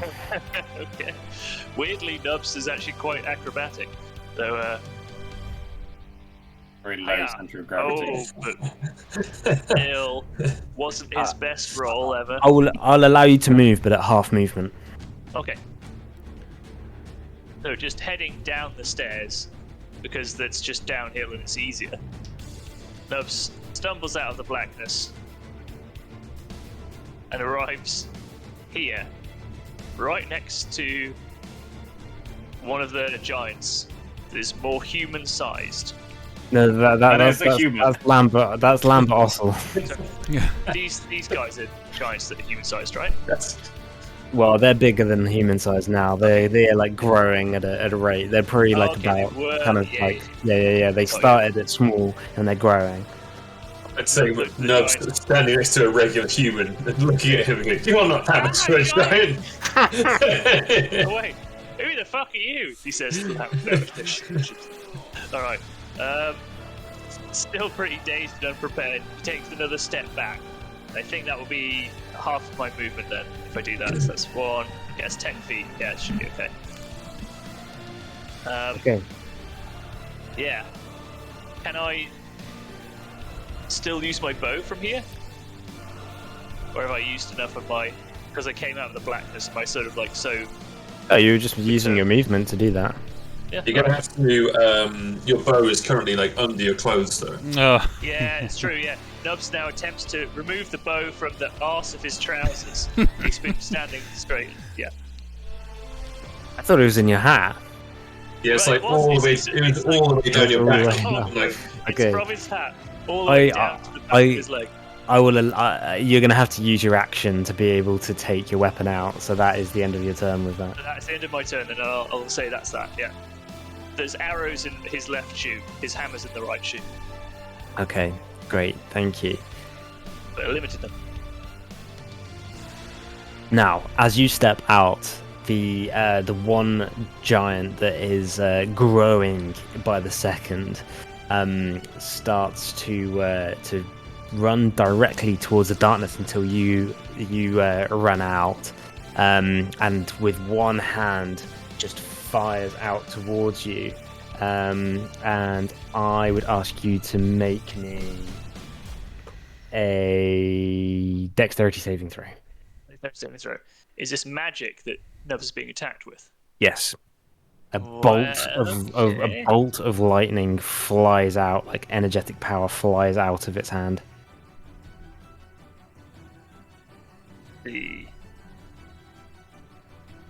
I have an advantage on intelligence, wisdom, and charisma saving throws against magic. Okay, but not on. This is a dexterity save, so never mind. We're all good. Just a regular old dex save. Hiya! Yeah, fucking hell. As you jump out of the way, you are still struck by some of the bolts that just kind of like towards you. As it gets closer, the bolt diverges from this like kind of clean bolt into several forks of energy that glances off and hits you, and you take 8 damage from it as you're jolted by it. 8 damage. Okay. Got ya. Okay. Baron Lambert Ossel, from down at the bottom of the staircase, looks up at Abard and says, "Abard, I think for this evening we should put our differences aside. What do you say?" Yes, duel tomorrow. As he screams into this darkness, can't see anything. Looks up at the You just see darkness like, where he was. like an arm emerge with a thumb like pointing upwards out of the weird cloud of darkness. And Lambert runs over to the edge of the wall, looking for anything on the walls to kind of use as a weapon. And he pulls down this. He doesn't know whether it's ornamental or what it is, but it looks kind of like it is some type of ceremonial sword. And he brandishes it and prepares himself, readying. To take a swipe at the giant as it starts to run past. The next giant that is running, as it sees the darkness cloud around, it stops in its tracks and takes in the rest of the battlefield. Now, I believe that Ungabungson is out of the darkness, by the looks of it. Looks like it. Yeah. Out of one of its hands, materializing in its hand, this huge blade, this giant sword materializes in its hand. It swings it about, gaining momentum, and it starts to run towards you. In the moment, Baz Bolano kind of lets out like, "Oh, you fucking can!" As it pushes him out of the way. And takes a swipe at you. And what is your AC? And I would ask everyone to make sure that they are using their AC with anything that they don't have, so making sure that you're unequipped of all the stuff that you wouldn't usually have. Yep. Angus All AC good is here. 19, and it would be the same if he was wearing armor or if he was butt naked. I was gonna say my armor added 11, so I guess my AC is now 4. Oh, Wait, shit. what? Jeez. If you God. actually unequip your armor on your character sheet, it will Yeah. work it out for you. Yeah. You should still have some baseline AC. Yeah. Yeah. So as it swings directly at you, it swipes, and with its first attack misses. It goes in for a second swing, and this time lands a hit, dealing you 15 piercing damage as it slashes down and clacks against your arm. And with that, we move to Ungabunks. Ungabungson, having dodged the first attack and been caught with the second, it's not very happy. And what people have not seen about his outfit is underneath his snakeskin jacket, he takes it off, rips it off. In fact, he's wearing a snakeskin vest, sleeveless underneath. When he rips off his jacket, exposing his muscular arms and shoulders, he goes into a rage. And that shall be my turn. Amazing, thank you. We Can I move to quickly Finnan. interrupt? Yes. Just does what's his face? Roaring Horn need to roll initiative at all? Yes. Oh, yeah, Joe. sure. Because I don't think he's on the initiative list. No, he's not. Good shout. Whilst I'm doing that, we move to Abard Helmar. Oh, I thought Feminine was above me a second ago. At the top of the stairs, Abard casts Shield of Faith on himself, taking his AC up to 15. And I have a dagger in my inventory that I didn't hand in at the door. Are we okay saying I've still got that, or is that a bit... Would I have been disarmed completely when we came in? Do you actively try to hide it? No, I just imagine it would just be on myself. I'm going to say I don't have it, 'cause I didn't mention I would it. say you so- don't have it. No, that's cool. I Then remember Abard's you gonna- trying to argue with somebody, but it was the sword, was it? Yeah, it's the sword. Okay. I'm gonna just say I don't have it. Right, Yeah. Abard is gonna charge down the stairs, immediately running out of the weird fog. Do I need to do anything to check Darkness. running out the fog? Darkness, even? I would ask you to do the same as Nubs and to roll me an acrobatics as Oh, you the acrobatics. as you move out. Yeah, because you're trying to hold your like balance and stuff. Oh, that's pretty good. You do that fine. You can use all your movement. In that case, Abel's going to run down the stairs. As I'm next to this dude, I can't move anywhere without disengaging, right? Yeah, correct. Okay. I will move. No, I will have to stay there. Can I scan the room with my action for anything on the wall that looks like weapons? Yes. Yeah, absolutely. Roll me a perception check. Oh god. So, looking around the room, you do see a number of items. You can't necessarily pick out which might look the most powerful, which what that roll would have achieved. You see an axe down straight to the south wall in front of you. You see a club to the west, on the west side of the wall. Over to the other side of the room, you see a longsword. And by this next to this tiger, you see a large spear. So good, thank you. That's my action, my bonus action, my movement, so I'm going to stop there. That's my turn. Amazing. And sorry, I should also say, just to kind of orientate everyone through where you are, this is the door. This is the door here where you entered. So this is where you would have entered through, and where like all of the all of your stuff would have been like through that way. That's where, just to kind of give you a sense. I think it's only fair that you understand like the direction of where everything is. All the rest of the guests exited out by the door towards where Nubs is, and the kitchen where the Finnan had been in is through this west door.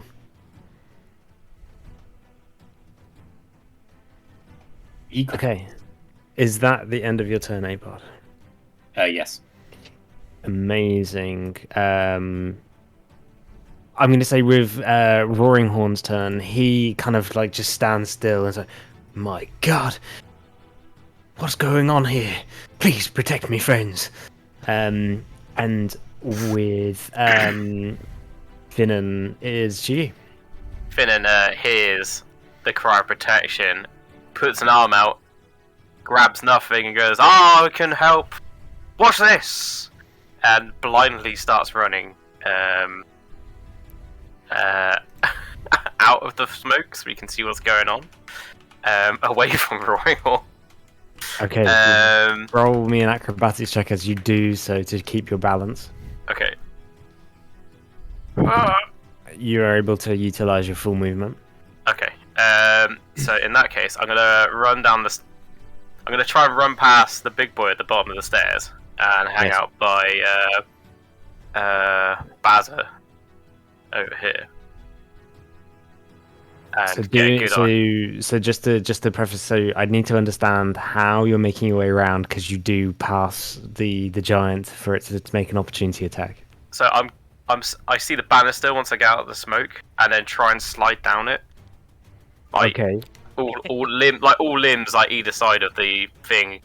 I'm just like head first, like yes. So I would say the initial acrobatics check is for you to get out the smoke. I would ask you to make me an athletics check as you lunge over the banister in order to. Finnan was also he's smaller, way smaller than that thingy over there, if you call it a giant. Oh, I'm definitely small, but I tried to slide down the banister. That's the problem. Oh yeah, okay, yeah, the banister thing. Yes. Yes. As you explain to me how you failed this. I'm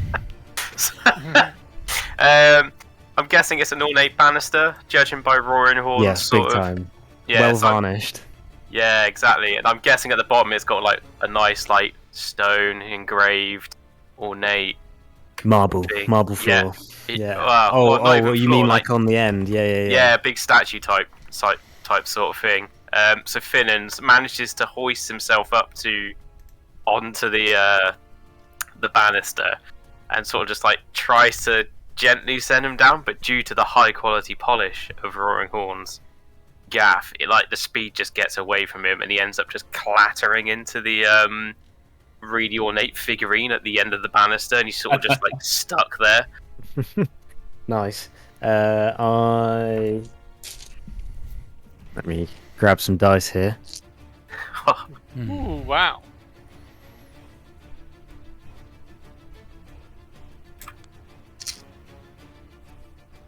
I'll ask you to take 8 bludgeoning damage as you clatter my down God. against the Oh, floor, God. face first.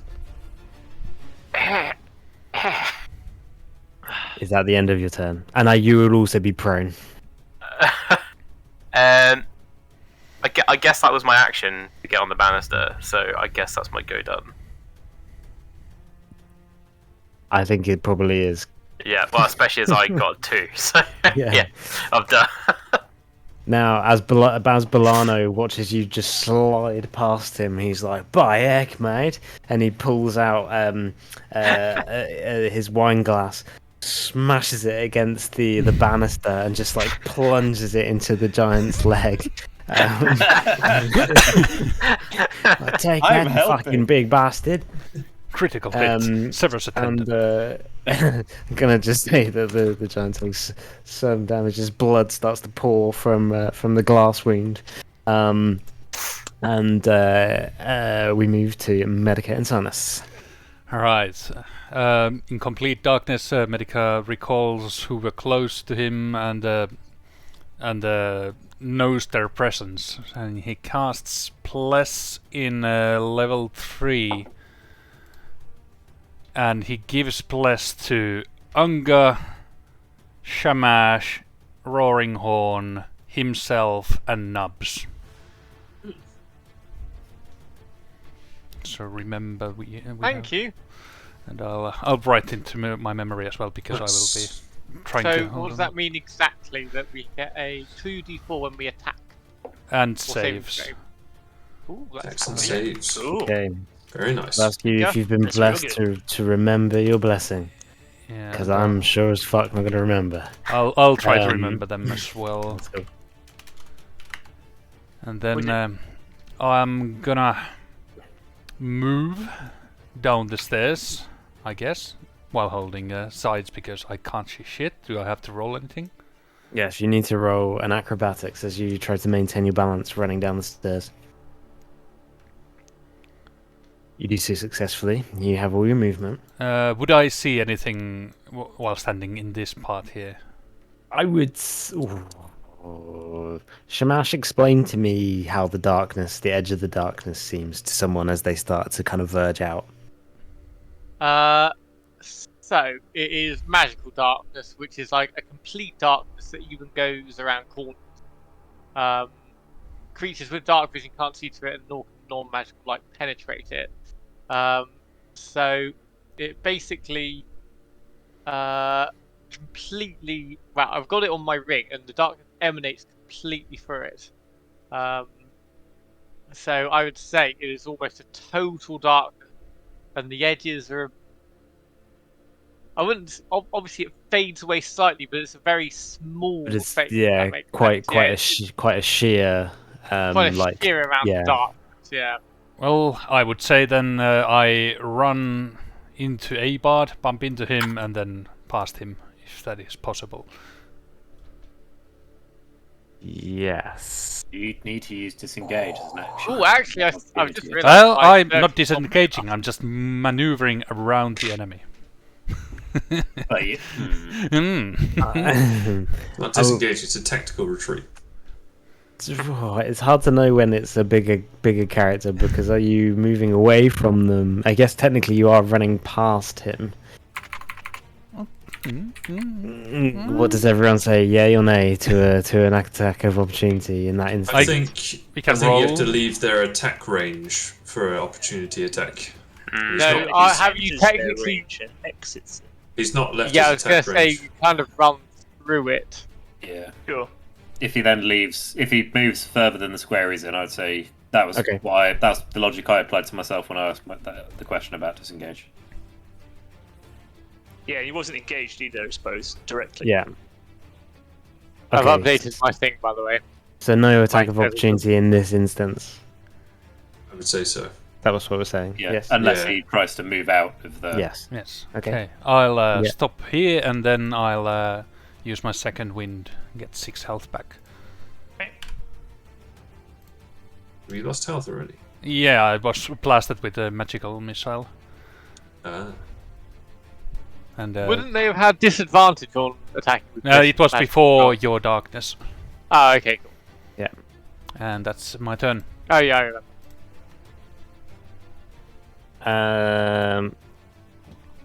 Amazing. Thank you. And with that, the amphibian starts to try and move out of the darkness to gain a better view of attack.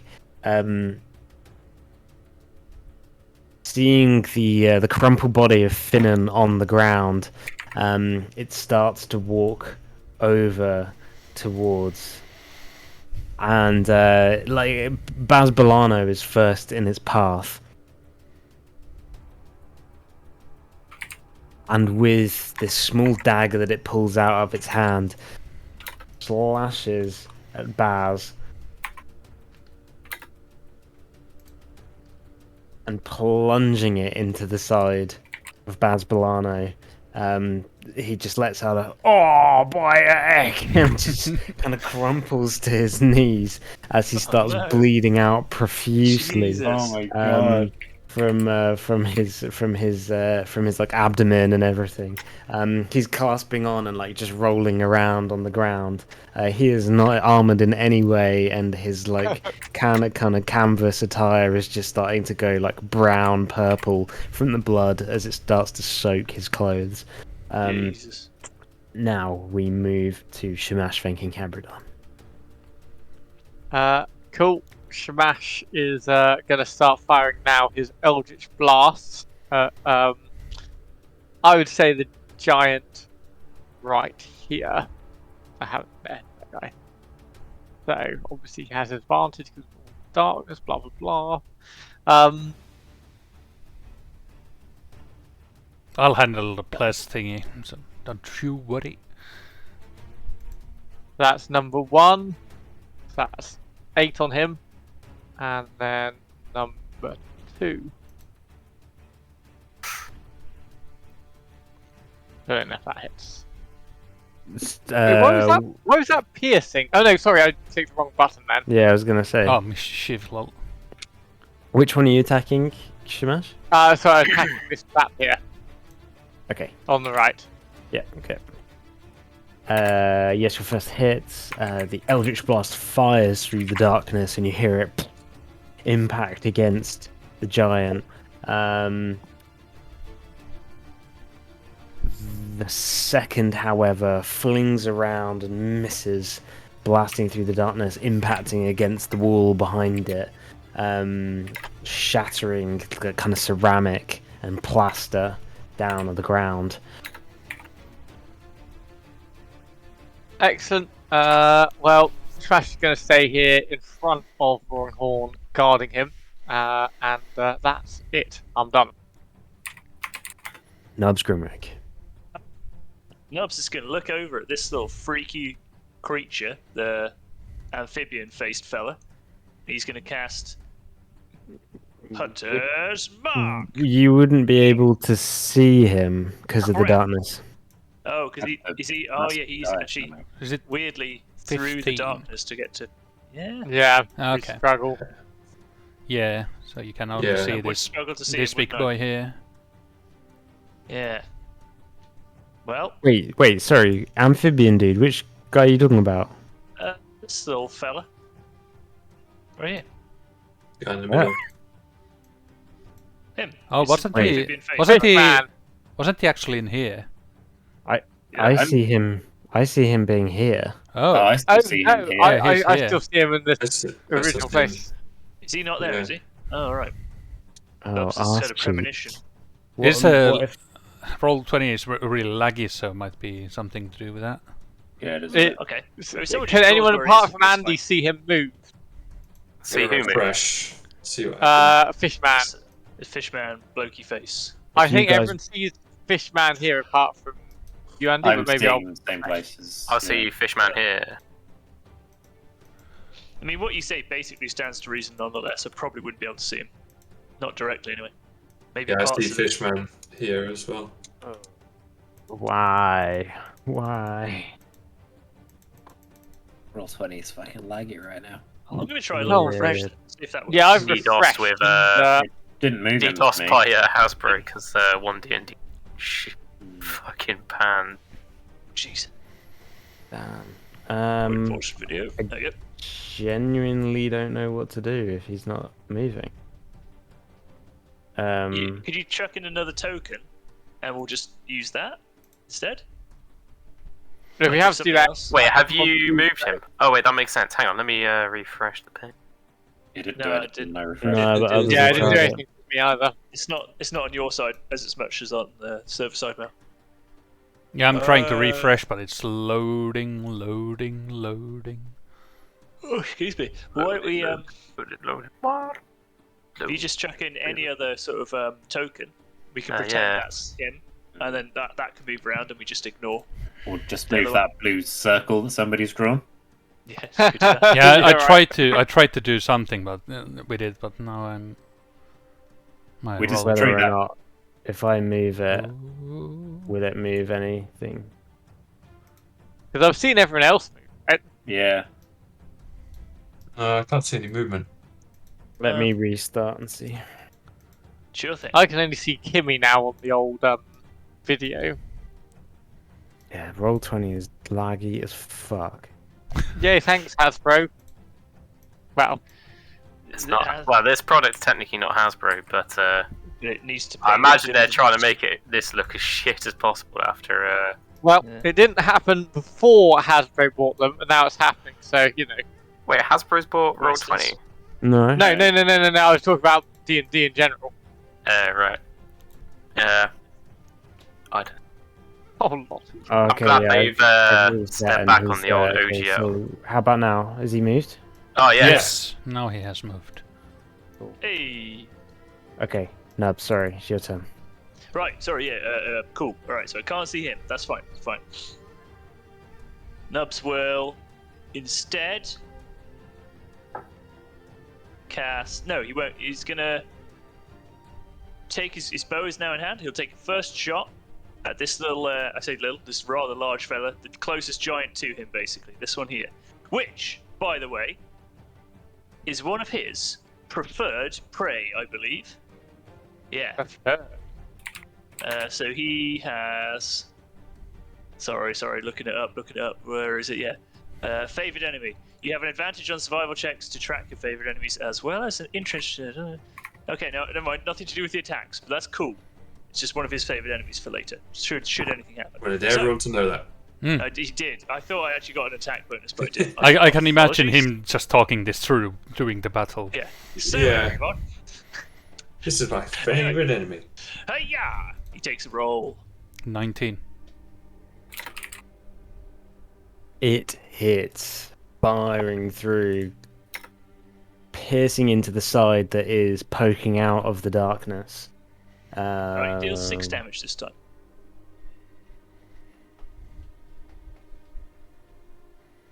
Oh, wait. Oh no, it would have technically been. Yeah, no, 6. Yeah. Yep. He doesn't have anything. Okay. Ooh, But- that chap's moved to me now. Nubs does have a second shot, and he follows it up with another one. Same style. 28. Yeah. 28. Does a 28 hit? Yeah. Whoa! Sorry. Roll for a strike. Does 10 damage. Peppering into the giant. Is that the end of your turn? That would be the end of Nubs' turn. But he will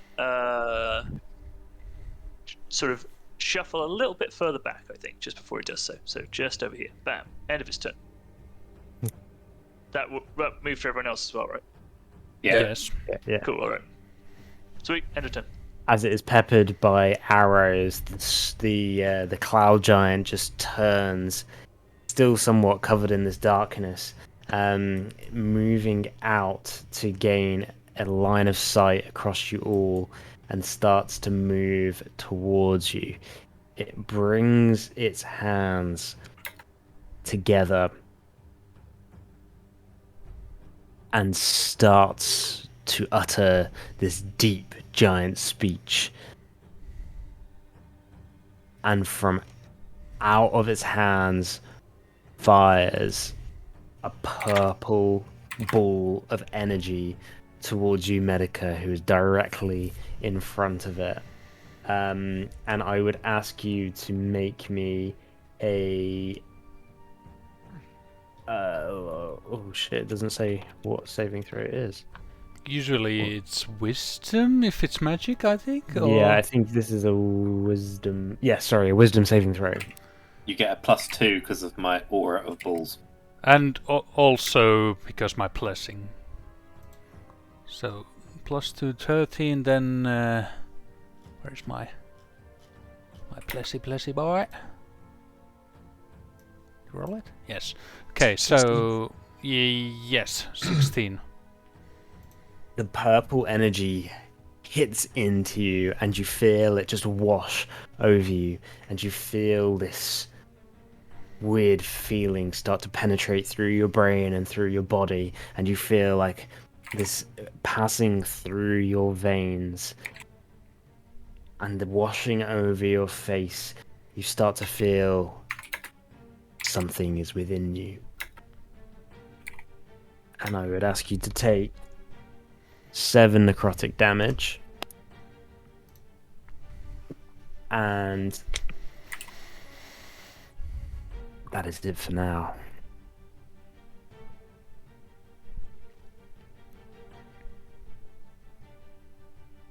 We move to Baron Lambert Ossel, who's standing behind Abard Helmer. Come on, Abard. Let's do it for Helmsdale, hey? With a shit-eating grin around his face. And he lunges himself down the side of Medica with this kind of ceremonial sword that he has and starts to take a swipe.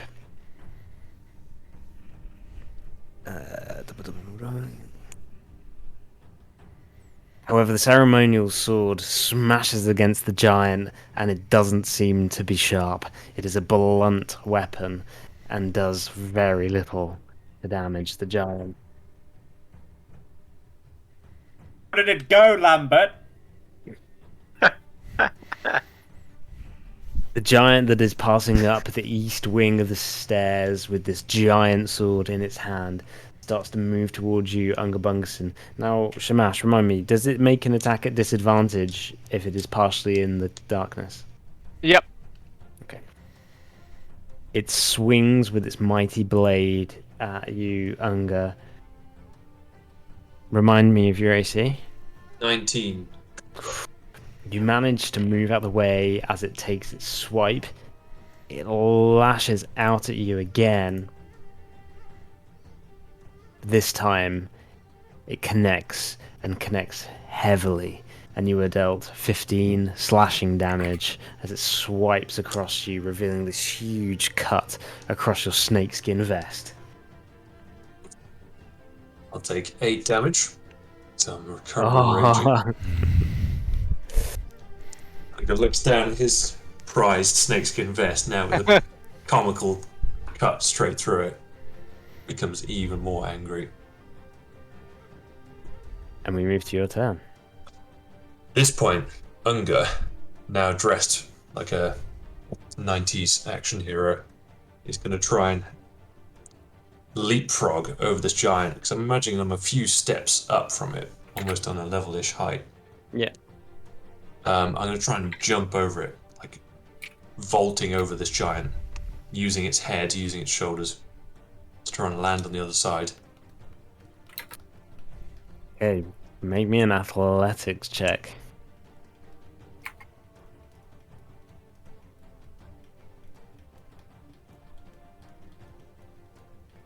Paint me a bit of a word picture as you do so.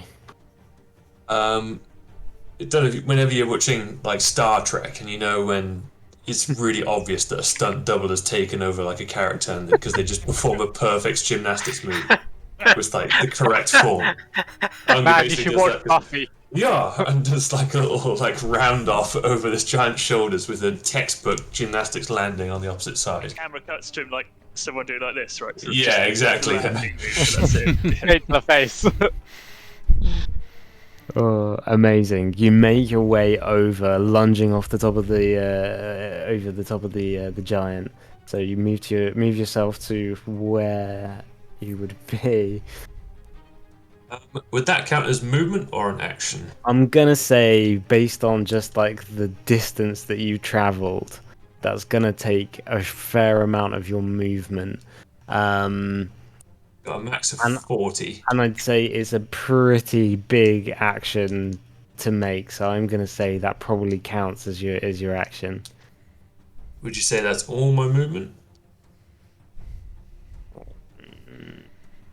You have 40, right? Yeah. I'd say you've got half your movement remaining. Okay. In that case, I'm gonna move just next to the tiger. Okay. Eyeing something Funny up. looking tiger. And that is the end of my turn. Amazing. Zellarin Roaring Horn cowering behind Shamash. You can't really see what he's doing or where he's going. He kind of grabs onto the noble robes of you, Shamash. And just, what shall I do? What shall I do? Can he respond? Yeah, I'd allow you a moment to respond. It's Oh, like within passing seconds. Do you have any weapons? Do you have any attacks you can do? Do you know any magics? I'm not a fighter. I don't know anything. All I keep in this place is just artifacts, ceremonial pieces. Then you must stay with me, as they are clearly after you. I will keep you safe, but as long as you stick with me, you will be fine. Of course. He pushes his glasses back onto his nose and just kind of cowers down behind you. And with that, we move to Finn and Braceford. Sweet. Finnan turns to see Baz mortally wounded and instantly jumps into action and casts Healing Word on him in a feeble attempt to try and stem his bleeding. Life places itself back in Baz Bolano's body, and he just kind of like lies on the ground and just lets out a like just a ah in relief.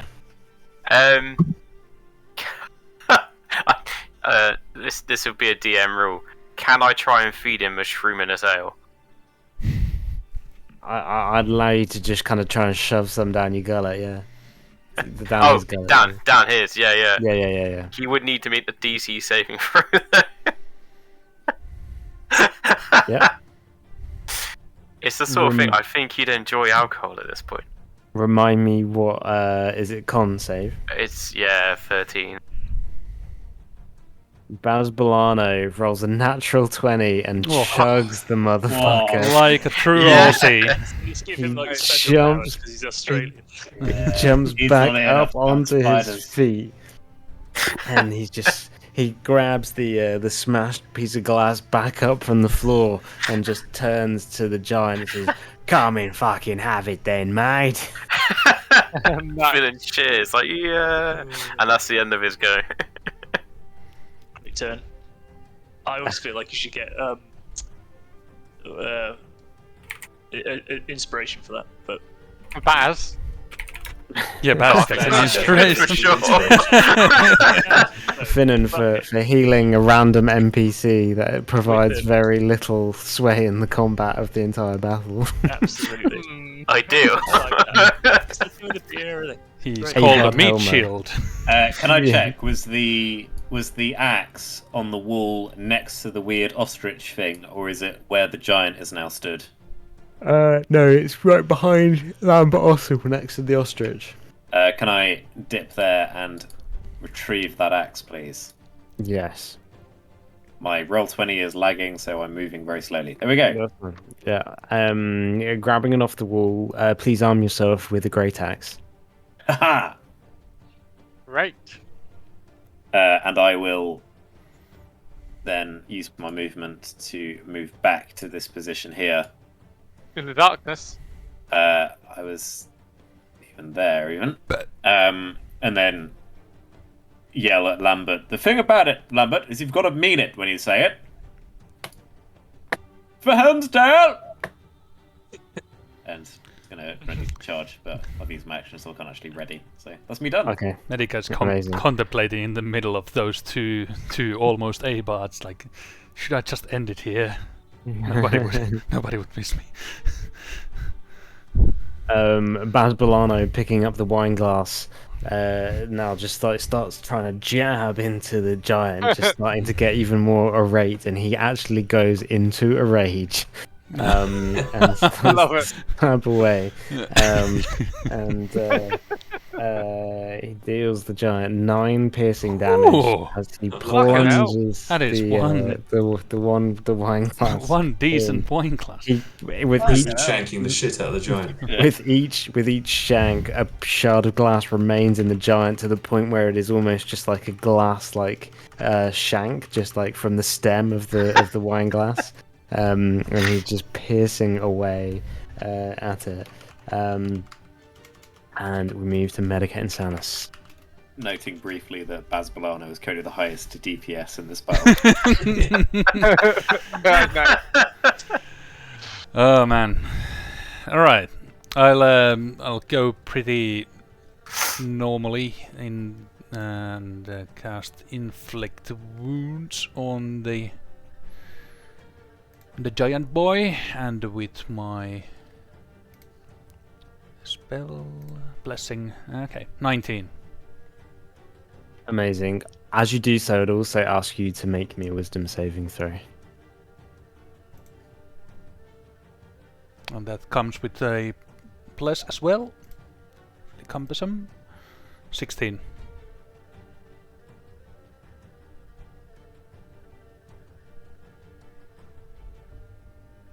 Are you talking? Okay. Yeah. No. Sorry, I'm just reading something out. Just to make sure I'm reading it correctly. As you start to kind of move, you feel this feeling that you had just had wiped over you, start to wash away as you manage to shake it.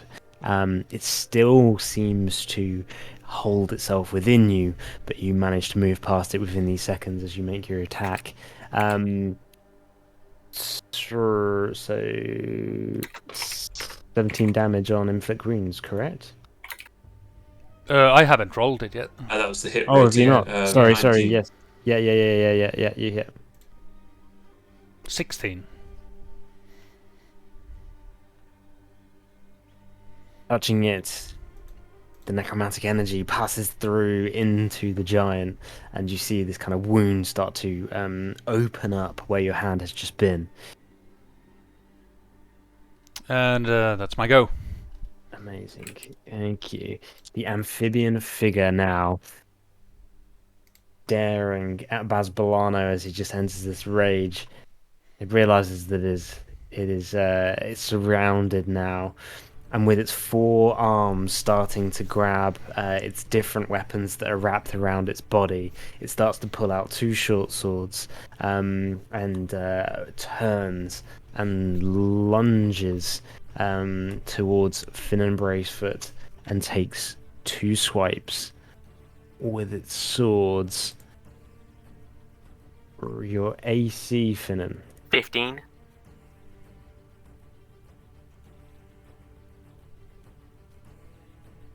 For the first slash, you take 10 slashing damage. The second, you take 7. Oh my god. Bit of damage, bro. My arm leans out. Baz, save me. Can I just do a real quick check on how many more rounds do people want to do? Do you want to find a moment to press pause and pick up on next session? Do you want to do one more round? To finish this round, basically, like after my go, we can start with Okay. a fresh round. Sounds Cool. reasonable, yeah. So one Yeah, more sounds round, good. you're saying? Yeah. Whatever's down with you guys. Yeah. Up until Yeah. your I forward beat. This is the last week I can do as long as I can, so Yeah. let's make the Okay. most of it. Okay, cool. Right, EO. We move to Shamash Fenk and Cabradon. Right, and this he is going to create a bonfire. Oh no, that's something. Here, underneath this giant. So let's have a go. Let's see how hot a bonfire we can create. Time to burn things up. There we go. So a nice bonfire here underneath this chap, causing 9 damage. Hopefully. Dex 3, right? Less dexterity. I think he only gets half if he The fire forms underneath its legs, however, it towers above it. One leg starts to be wrapped in the flames, and does singe this white, pale flesh, but it has not fully engulfed the giant. big giant. It has to make that every turn it remains in it, right? So any creature in bonfire space, when cast a spell, blah blah blah. Creature must also make saving throw when it moves onto bonfire space for the time it will end. Yeah, so if it ends its turn there, then it has to do the same again, otherwise it gets 2/8 damage. Yeah, got it. Thank you. Nubs Grimwick. Okay. No, I think Nubs is going to continue his classic. He's going to take another aimed shot at that giant that stood in front of Medica and Sonics. With the Hayah. Firing away. 21. Ooh, bless. 21. And attacking Arrow. Yeah. It lodges attacking for 17 on that one. The arrow connects deeply into the side, finding a nestled piece under a sheet of armor. Yeah, bet you felt that one. Says Nubs. Taking a second shot. 24. This time only hitting for 11. Peppering the arrows into the side of the giant, you start to see blood pouring from the wounds that you're leaving. A streak of arrows formed on where you're precisely hitting it each and every time. Fucking love this bow, he says, as his turn ends. Now the giant, surrounded by these 3 humans, it starts to build up through its hands again and starts to fire out bolts from its hands, firing the first at Lambert Ossel, who...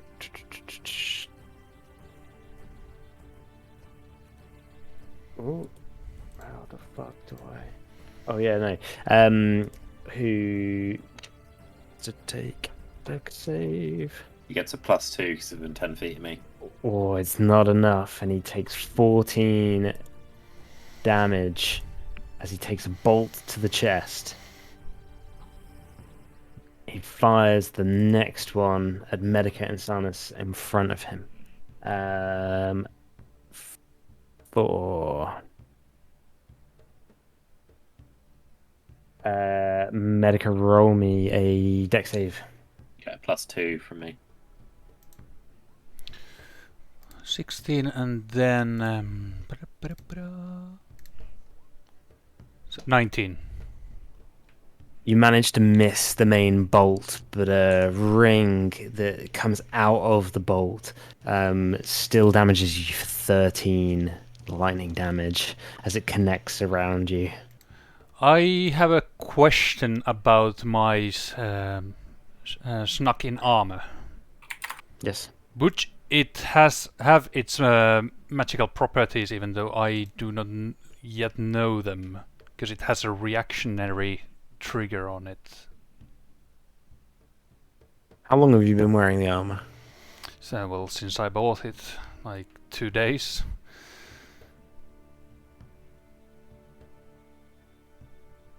Been caressing it each night in bed as well. Medica has his ceremonial wearing and donning the armor. He uses it like a body pillow. I'm gonna say, roll me a d20. Oh, If it's above 12. Ooh. Oh! Tell me the effect. So the armor itself, Medica doesn't realize this, but the armor itself casts absorb elements, which goes like this. Spell captures some of the incoming energy, listening effect, and storing it for your next melee attack. And I have resistant to the triggering damage type until the start of my next turn. Nice. So half of half that damage you said. Well, how much is it? So round up is 7. 7. So without anything, it would have been 28. Oh, how much? No, 6, 12. No, without anything, it would have been 26. 26, 13. Yeah, okay, yeah. That sounds good. Okay. Is that the end of your turn? It's your turn. Yes, he's taking an attack. Oh, it's my turn. Sorry. That is the end of its turn. In fact, no, it's going to move back slightly to try and bring more distance between itself and the melee fighters. As it starts to back around this kind of big arch of darkness, going down this kind of corridor between the wall and the sheet of darkness it is stood between. Lambert. As it did that, would Abard, Menica, Yeah. and Lambert have opportunity attack? They Yeah. technically would. So all three of us. All three of you go for an attack as you try to lunge at it as it moves out of the way. I guess I don't have any weapons on me, so unarmed attack this. Yeah, you can go for a punch. So and with Plus Slap 8, the- fucking hell. 12 on me, most likely not. And Lambert also swipes with the ceremonial blade. Where the fuck is his sword? I'm just gonna roll an actual fucking die. Abard, you. Oh yeah, that. I rolled damage instead of. Yeah. I was about to say I miss on both, I assume. yes. Yeah, all three of you, as you try to lunge at this massive hulking giant, it all miss. Poor show from the West Wing. as you go. Yeah. You know the bit in The Hobbit when it's clips to all the dwarves who are like hitting hammers onto some like welding thing at the same time? I'm imagining that, like we all swing our weapons down at the same time, but all just miss completely. And then the ceremonial dagger goes into my arms, like, oh shit! And with that, so this has to make a save on the bonfire. Correct. Yeah. At the start of his turn. Was it end of the turn? Aiden? Shamash, start or end? It's the end of his turn. End of his turn. Okay. If he moves in or moves out, it's anything, right? Yes. Yeah, okay, that's cool. Looking down at Baz Bolano, who has just been profusely stabbing into its leg, its giant blade just kind of like heads downwards, and it swipes up at him in an uppercut-like motion.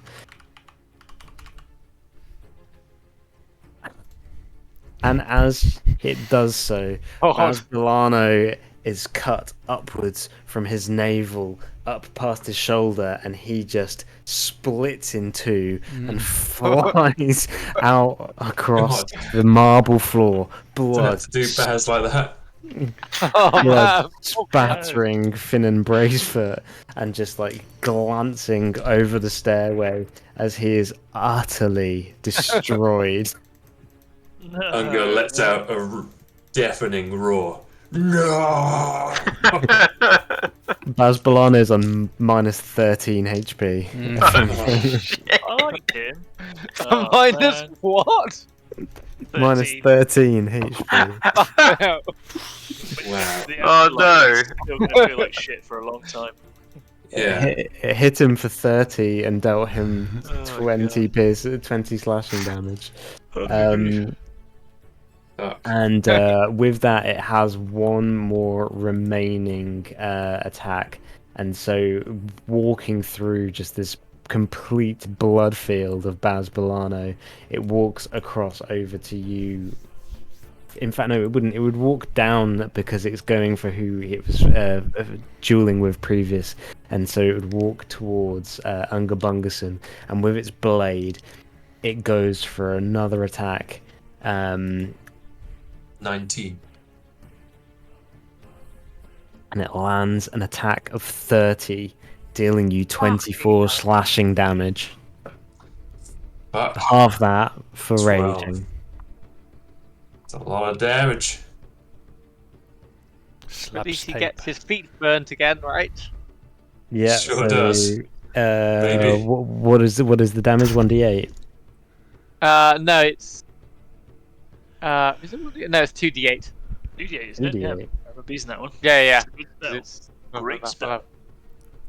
Oh no! Uh, Yeah, no, that's right. I can roll it if you want. I got a 5. Yeah, you can roll it. A 5 and a 7. Right. So 12. That'll do, Nice. pig. That'll do. That'll Not do. bad. That'll do. And it's still kind of in the fire as well from where Yep. it's standing.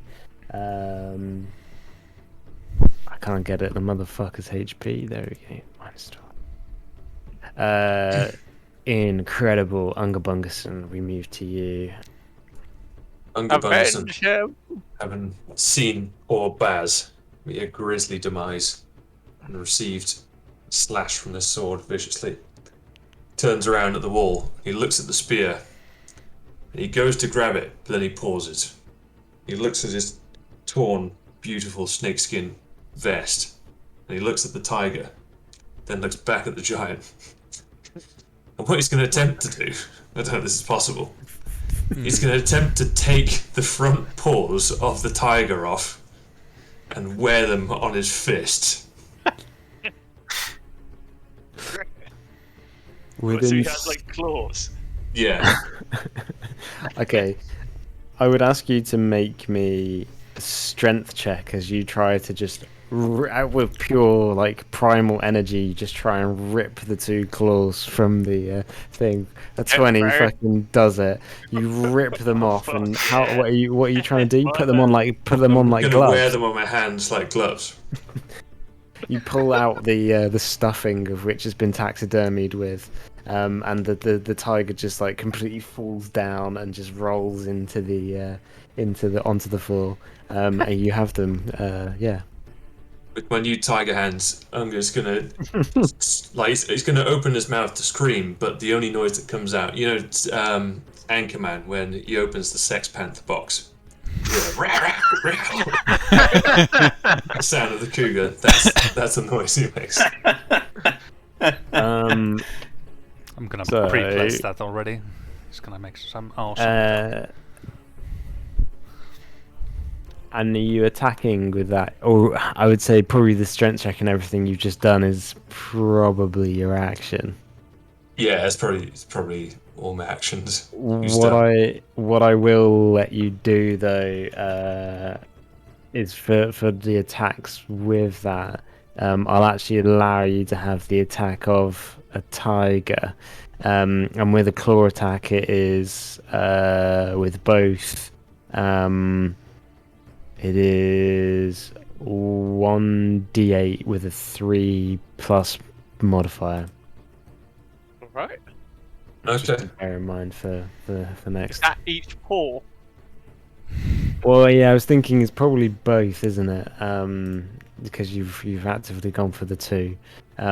So yes, I'll allow it to be 2d8 plus 3. 2d8 plus 3. Is that the end of your turn? Yeah. Can I ready, or is that, or just all actions used? No, I think that is your action. Oh, yeah. Although That's didn't we? everything. Yeah, no, I think that's how we're ruling it still. Yeah. Yes. Yeah, ready in action. Yeah. Cool. Okay. Zelaran Roaringhorn is cowering behind Shamash. He's like, what's going on? What's going on? What shall I do? Where shall I go? Well, as I said last time, stick with me and you'll be safe. Unless you want to hide in the room behind us, I think being next to me is the best option for you right now. We'll deal with these vagabonds. Yes, you're probably right. You're probably right. And yeah, that's the end of Roaringhorn's turn. We then move to Finn and Bracefoot. Finnan turns to see the bloody smear that was once Baz Balano and goes, "No! This is for Baz, you fish bastards!" And then Finnan uses Wild Shape to turn into a Plesiosaurus to give them some of their own measures. And God, what? Go. On land. don't worry, it can hold its breath for up to an hour. Oh, Wow. good. I don't know if I have a token ready for a I plesiosaur, but think we do have one. I feel like that has happened before. I think I used it when we were on the boat oh with the really? apes sailing, yeah. If not, we can play as Finnan. But Finnan's now No, allowed. I think if that's the case, then we probably do. But Roll20 is just running so slow. Why don't you tell me what attack you're going to be doing instead? So I see Mr. Fish, not the large guy, the slightly smaller one. I forget his name because I'm just that angry. And I decide to bite him. Ah!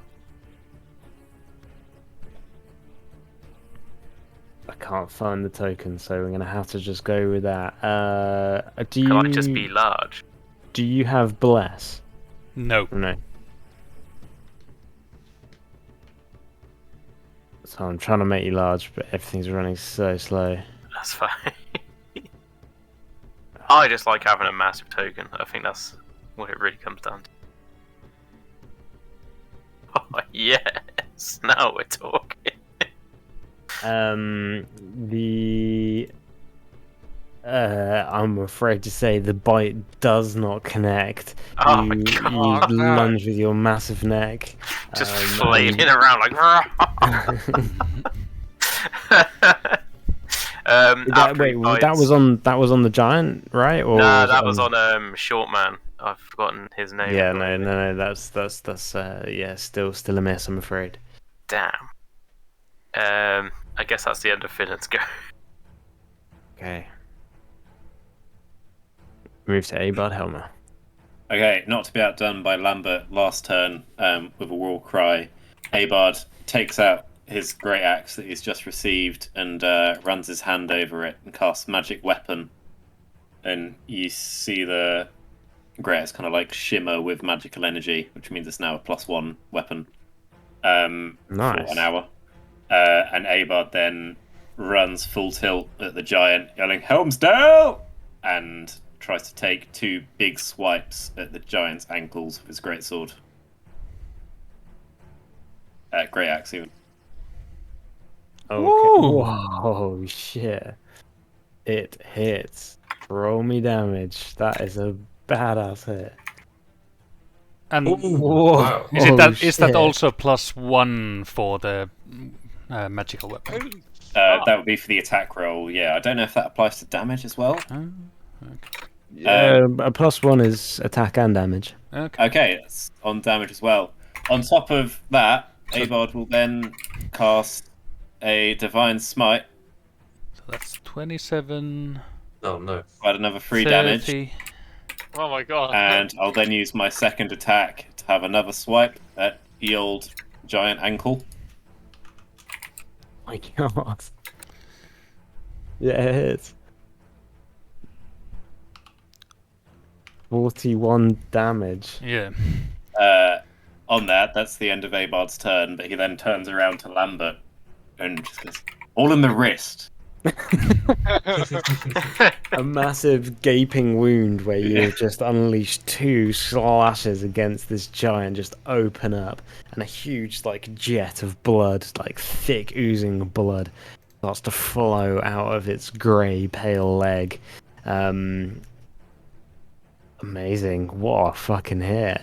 Baz Bolano is sadly no longer with us. We moved to Medicate and Soundness to fill up the rest of this round. I'll reach into my back and pull the Warhammer of Undathrel from my pants.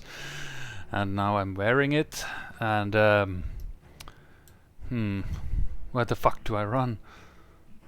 I'll fucking run into the darkness, I guess, and try to run into this edge, basically running. How would I say?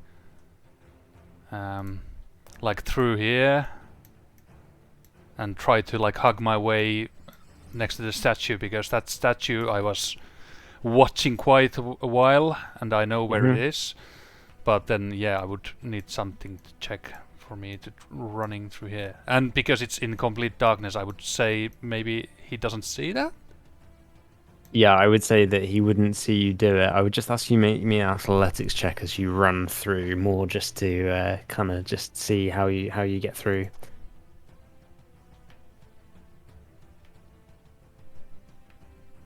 Successfully, you run through the darkness. You recognize relatively enough through everything that you've been looking at, your way to navigate around. You sense and hear the giant to your right as you run past its right leg, and you swing out of the darkness to be right behind the giant.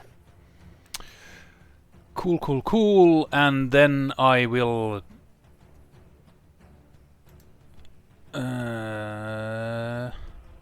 Wait, is this concentration or not? Oh.